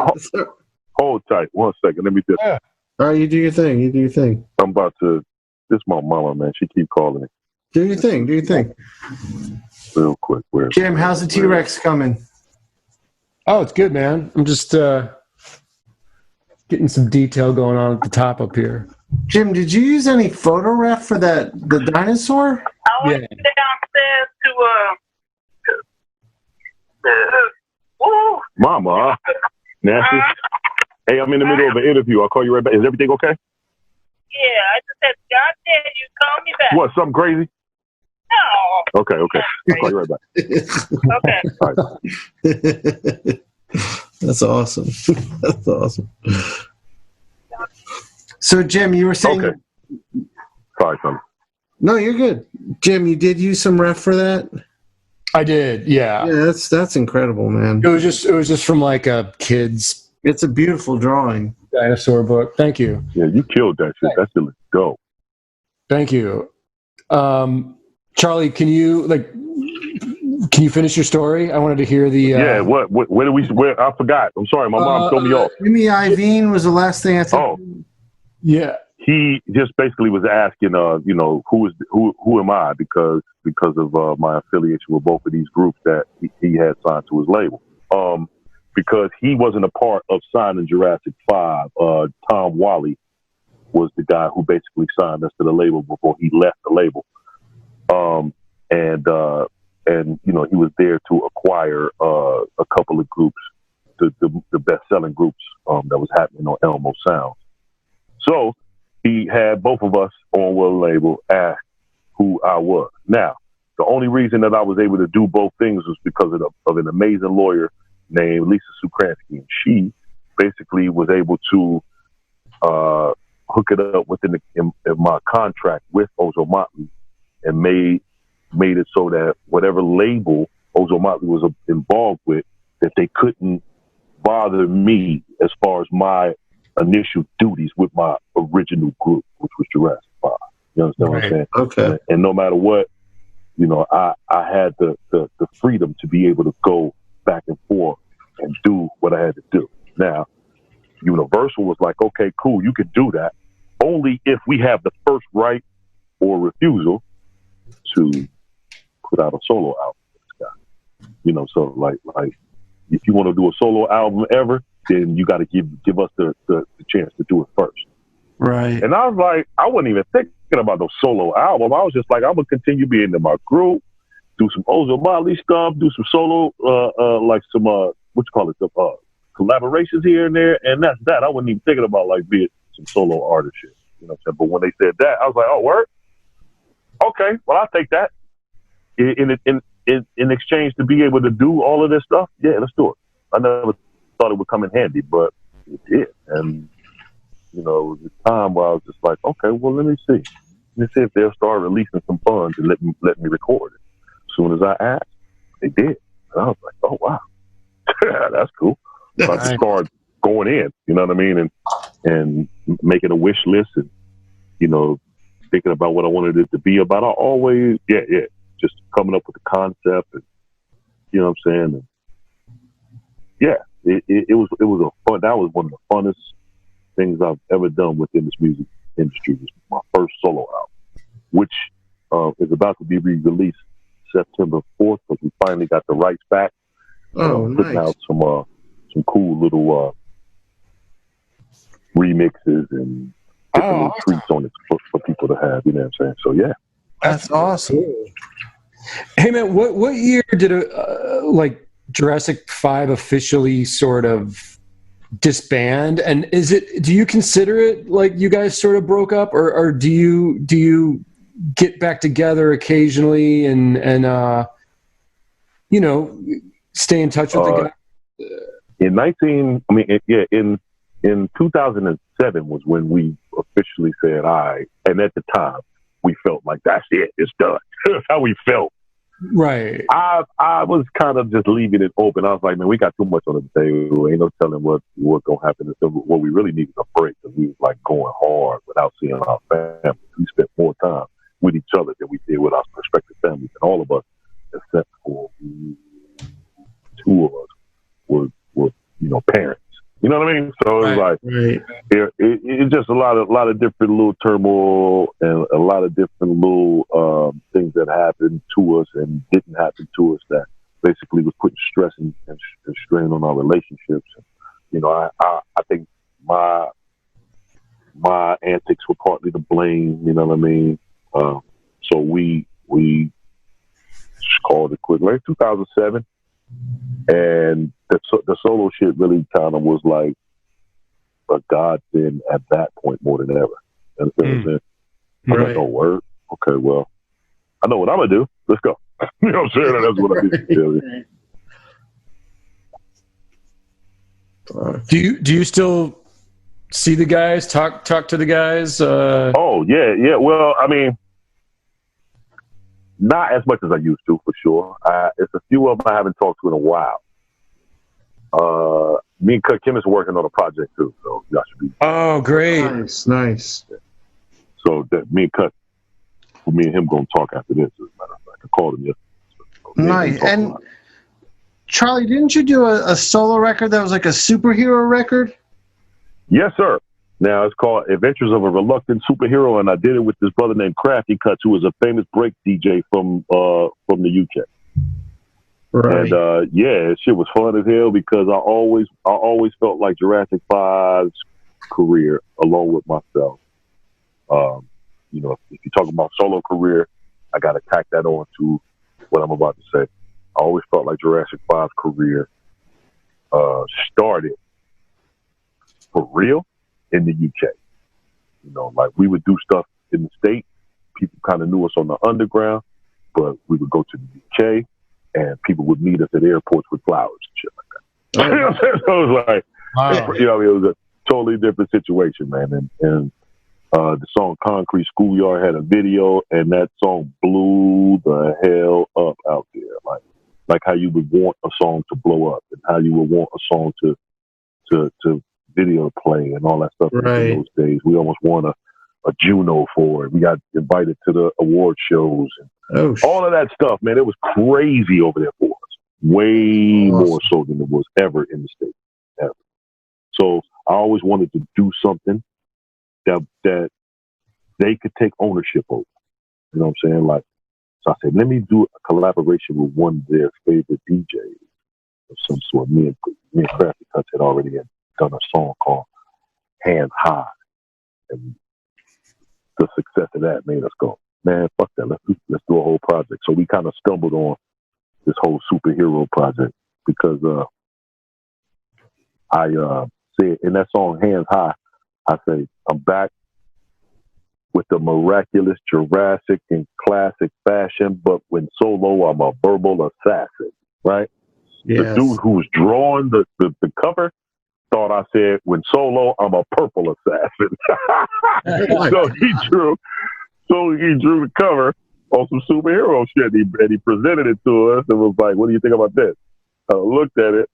Everybody was like, hey, I don't know, man. Me, I was like, I love it. Let's go. That's awesome. And it helped me. It honestly helped me because from there I was like, okay, if it's going to be like that, this whole album is going to be Hancock. You guys ever seen that movie with Will Smith? Yeah, totally.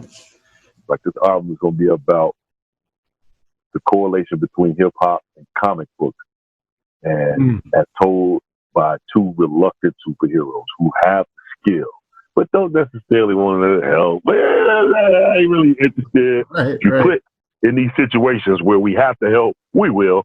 But I ain't out there trying to say no, man. Come on. You know what I mean? And so that was the theme of the album. And I said to myself, now that I got the theme, Crafty got the hella beat coming at me everywhere. I'm gonna try to craft this as a loose story. The dude who was drawing the art, his name is Jake Detonator. He is responsible for drawing the baby Star Wars character. Oh, He shit. got famous for that. Oh, And, shit. He stumbled on this, who I think, honestly, his Yoda is who I think they based Baby Yoda from Mandalorians on. That's why. Oh. But anyway, he is a cool motherfucker, weed head like me, hella artist, and was like, every time he come up, hang out with me and Crafty, it was always like just an adventure. This dude talks 5 times as fast as I do. Like, just run. With an English accent, too. So it's just like, he's going. But he said creative as fuck all the time, always coming up with ideas. Me and him just, every time we get together, we smoke and shoot the shit.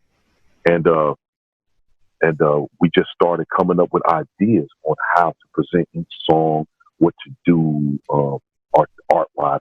If this song was a single, this could be this. But we was doing all that kind of stuff. And in my mind, I was like, okay, I want to work with as many UK artists as possible. So we got a chance to work with Omar LaFolk. We got a chance to work with Sky from More Chiba. We got a chance to work with this rapper Harry Shotta. We got a chance to work with the Next Man. We got a chance to work with I'm drawing a blank. I don't know, my man Mr. Spice from the group The Brotherhood. We got a chance to work all these different UK entities. I was trying to get Rodney P on there, but it was just last minute. And then I got like Gifted Gab, Lyric Born, Supernat, people like that. So yeah, man, the project came out great. I love it. We got a lot of spins. I got a lot of play on a radio, on BBC radio, in the UK because of it. We got to perform on the BBC spots twice because of it. And yeah, man, it was a cool ass adventure, man. I spent so much time in the UK. I kind of start getting the English humor and shit. Been watching more Guy Ritchie movies as of late. Hell yeah. Hell yeah. I love the Guy Ritchie movies. Man, it's so interesting because, like, when you were talking about Jurassic 5 blowing up or maybe getting more love over there, it seems to be the case where it's like, do you remember Ugly Duckling, that hip hop crew? Them is my brothers. Of course, okay. Them is my brothers. I was talking to those guys years ago at a show, and I mean, they were saying the exact same thing. They were like, dude, we make a huge chunk of our money just touring Europe. Like, they were way bigger over there than they were in the States. Is that just because does America just view hip hop as being like the shiny shirt gangster approach, and anything else other than that is just considered like too weird, too eclectic? No, we are the innovators of everything when it comes to, especially shit, y'all. I'm sorry, this is my wife this time. Hold on 1 second. All right, go ahead. Hold that thought, fellas. Okay, I'm on an interview, baby. What's up? Yeah, I'm on an interview. What's going on? You good? Huh? Are you on the phone? Yeah, I'm on the interview. I hit you right back. Okay. All right. Okay, I'm running into Walmart. I'll be home in a second. Okay, cool. Bye. All right. So, oh shit! I did not mean to call nobody. Damn. I mean that he gonna try to call me back too. Okay. The question again. I'm sorry. I apologize. That always throws me off. We were talking about Europe and England just kind of embracing the more underground hip hop more than the States does. It seems like. Okay. So I was saying that America, a lot of the inner city, the poor, the impoverished people have been the creators of the biggest trends on the planet Earth, period. Right? As simple as that. Just so happens that they Black, Spanish, and anybody that's mad poor living in these neighborhoods that have nothing else to do but to express what's inside their soul some artistic way. Right?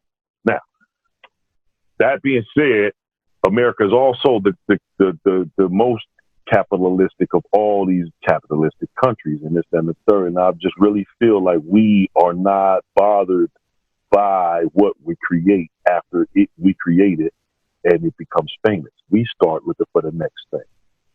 Right. Now, the people over in Europe or anybody who adapts and falls in love with anything that we've created, right? They treat it more like a book than a trend. They want to tell their friend about this book. They want to tell their next friend about this book. You want to borrow this, man, you got to read this shit. That shit is amazing. Right. You know what I'm saying? When that author come around, you're going to, after you read that book and you felt that it's amazing, you're going to try to find that author and get him to sign it and pick his brain about this. What I'm saying, this is why these people, oh, that author's from America. Ain't no telling when he's going to come to my city. Oh, he's in my city. I'm going. You understand what I'm saying? So Right. they appreciate the fact that we take the trip from across the sea to come see them. They appreciate that shit, and the shows be packed. The shows, you know what I'm saying, are always full of energy and fun because they feel that that's what it's supposed to be. So they treat it as such. We are trend designers by nature, but we are spoiled brats by culture. You understand what I'm saying? Exactly. And I think that's what that shit is. It's just as simple as that. And then some of the shit that we do, they can't relate to. So, like, watch this magic, y'all. I'm about to break some shit down to y'all. I'm about to trip out. I love doing this. Okay. Some of the shit they can't relate to. Around the time gangster rap popped and we was going to the good life trying to get shit to go on, some of the biggest supporters of hip hop music was the people of the UK and Europe, right? Mm-hmm. Now, it's gangs, it's violence, it's drugs everywhere in any populated major civilized city. It's ghettos, all that shit. We all know that, right?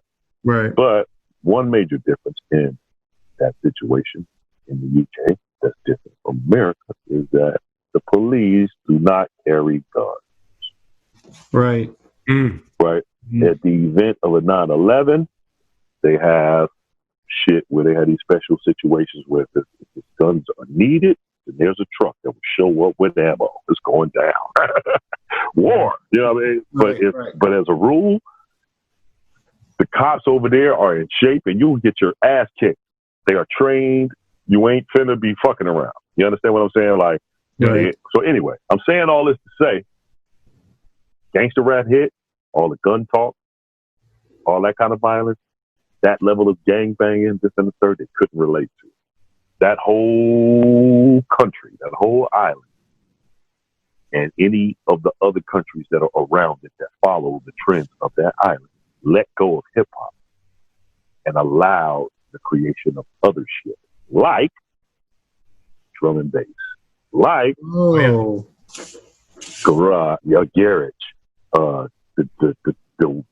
one drops, the two step, the dubstep, all of these electronic sounds were created because of the absence of the hip hop that they love. Oh shit! That's amazing. That's fucking incredible. See, I told you I was gonna blow your mind. And watch this. And the reason why Jurassic 5 has so much success is because we brought back the hip hop that they love. Oh, you were like the Renaissance. Incredible. That's amazing. Incredible. That's wow. amazing. Yeah, so, I don't even know what to say after that. Look, boom, drop the mic. Mic's dropped. Yeah. Well, Charlie, go ahead, Jim. You were going to say something. No, I was just going to say, like, I mean, with the current climate we're living in America right now, it explains so much about everything, and you mentioning like the cops in other countries being trained to do their job without relying on the convenience of a gun. Hurting.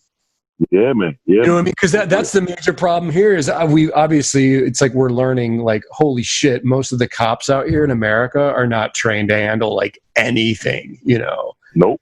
So, can't fist fight, none of that shit. You understand what I'm saying? Like you get a couple who have been military dudes, but you get a lot of them who were bullies at school. Right. Yep. Right. Man. Yeah, dude, holy shit. Okay. That's today's lesson. That's, Yeah, We learn. We got to learn on. yeah, for sure. So, Charlie, talk to me about. So now I see just through your website,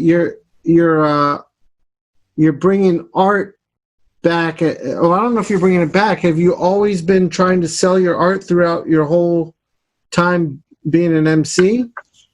Just as a solo MC, because after that point, I started, like I say, this is what I was trying to allude to, when Jurassic got, started to heat up and we used to stay on the road all the time and be gone, I didn't get a chance to paint like I wanted to. So I used to take opportunities to do pieces when people wanted stuff. Be like, yo, I heard you could do a piece. I was like, yeah. Where'd you want to do one? I'm like, fuck yeah, that's cool. Or I would link with graffiti artists just to stretch my legs or whatever when we had off days and stuff like that. But I still couldn't paint like I wanted to. I didn't figure out how to do it. So when I got back home off of tours, I would sit down and do a canvas. Eventually, I accumulated a big ass collection of shit, and I said, you know what would be dope is if I do an art show. I always wanted to do an art show, so I eventually pulled off my first art show. And I got the fever. I was like, oh, now it's time in my older days for people to understand that I also do. And the first thing that I actually did was this art shit, was this, visual art shit. That's awesome. That's amazing. Yeah. Did you do an art show in LA? Well, yeah, I did a couple. My very first art show was at Mr. Music Head. Oh, yeah, of course. Yeah. And Sam is one of the most amazing human beings, man, the owner of the gallery, man. And he believed in what I was doing. He let me, just stretch my legs. It was an amazing event. And we did one more in his new place, which is across the street from where he used to be. It's a lot bigger. And the turnout was a lot bigger. And it was just fun. We did a performance. It was dope. I was like, I had a real ball. I told you that dude was going to call back. I told you he was gonna come back.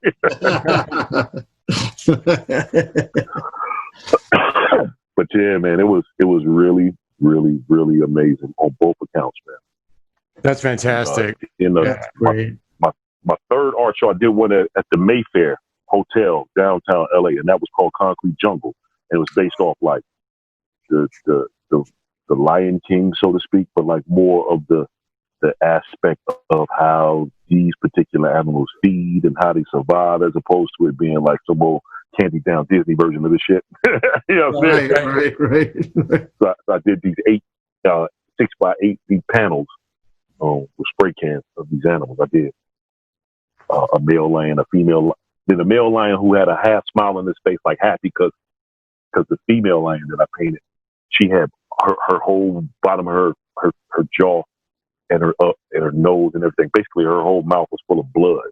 Dripping. It's a cool ass painting, but all you see is her face and the blood dripping off her mouth. And I did a grand elephant, a humongous elephant. I did a giraffe.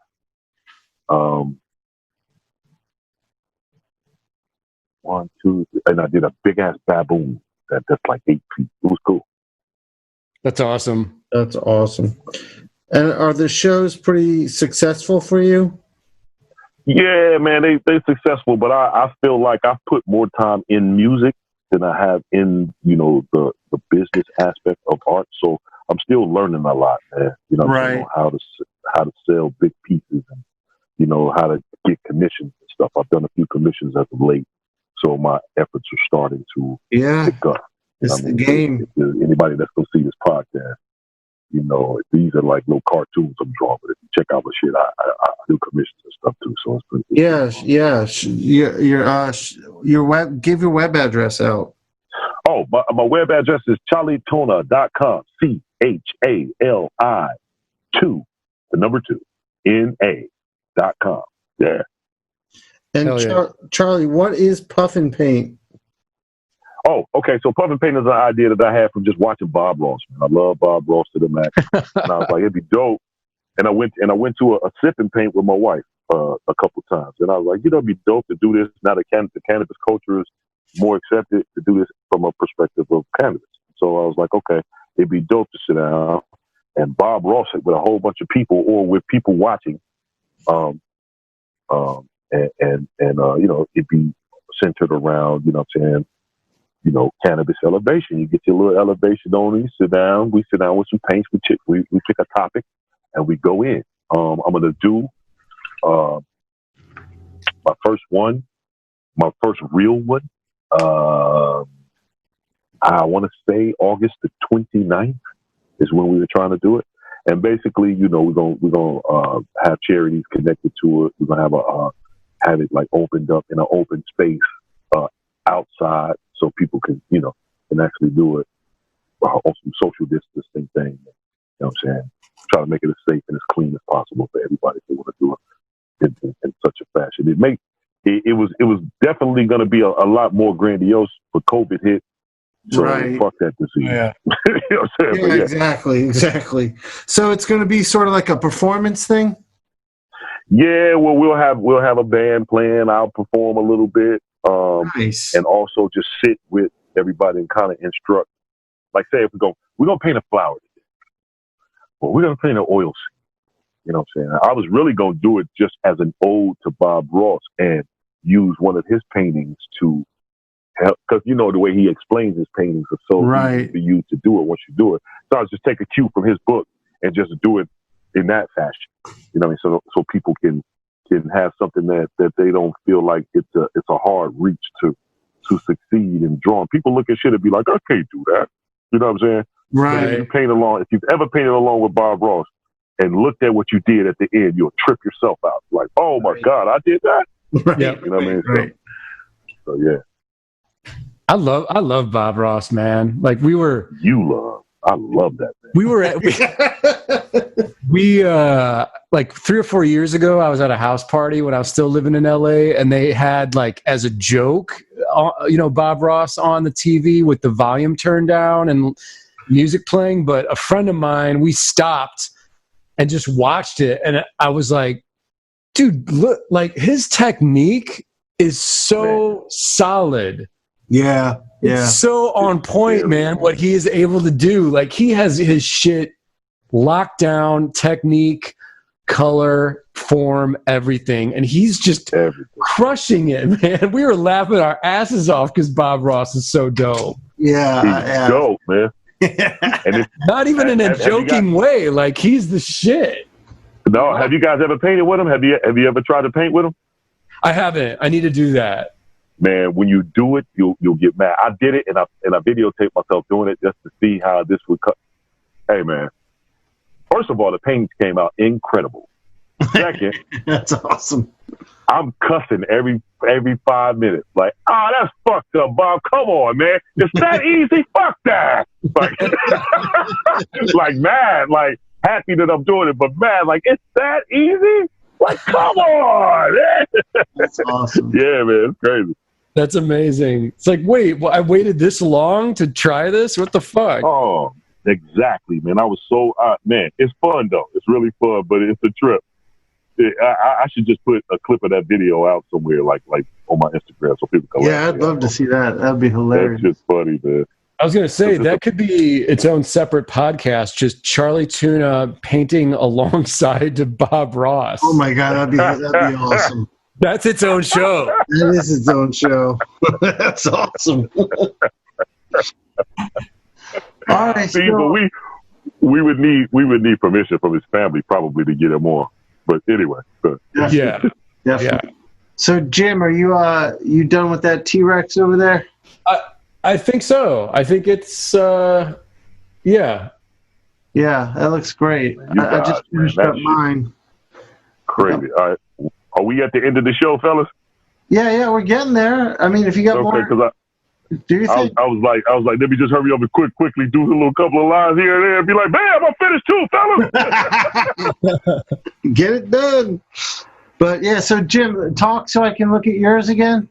Yeah, this is the T-Rex with a bunch of strange skull shapes, some skull and bone stuff. I'll probably go in a little later and maybe add a little bit more ink splatter and stuff. But what'd you do the skulls with? What is that gray?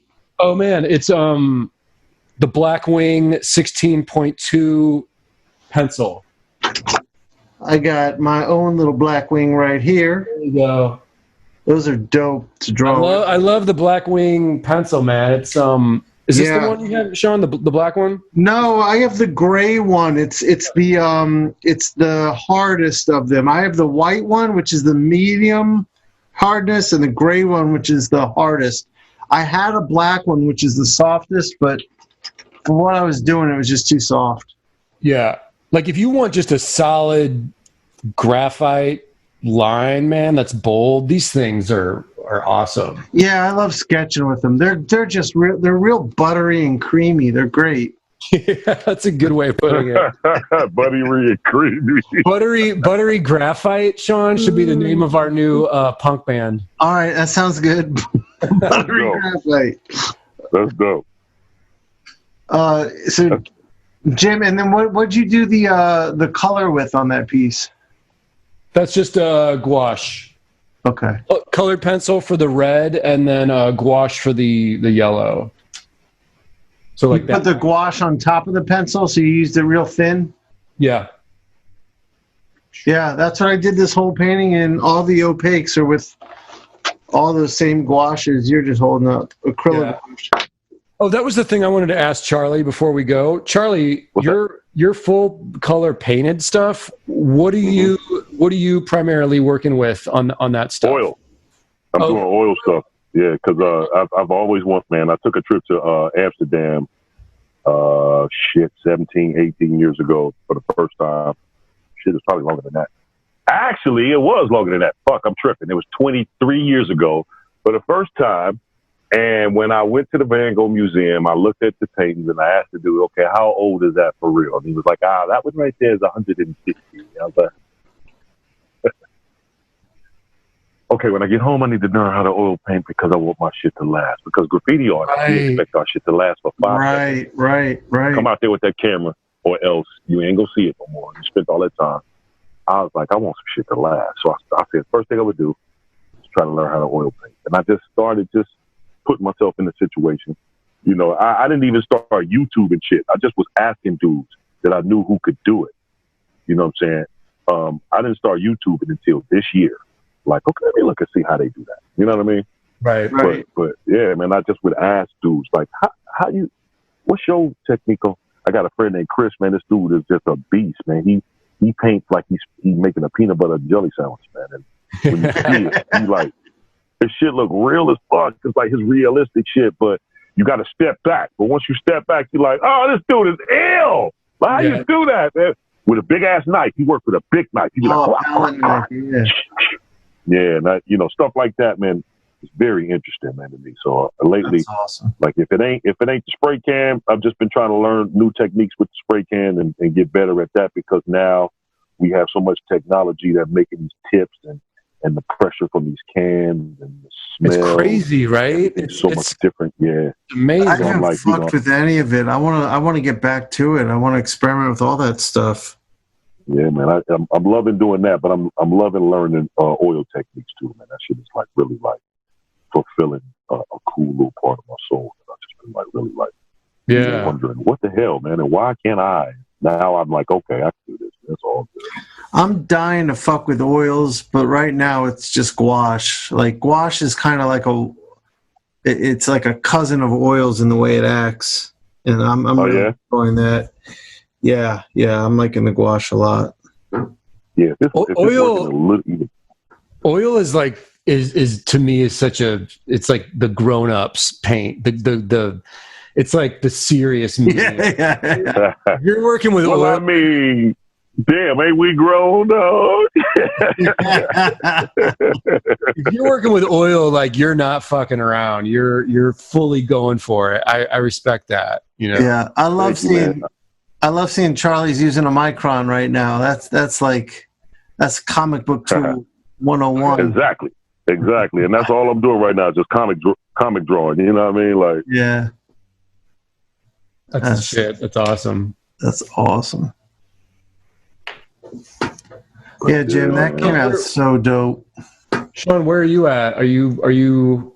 I'm done. I'm done with it. I just gotta I'll take the tape off and scan it. Then I'll tape it back down and put like a gloss medium on top.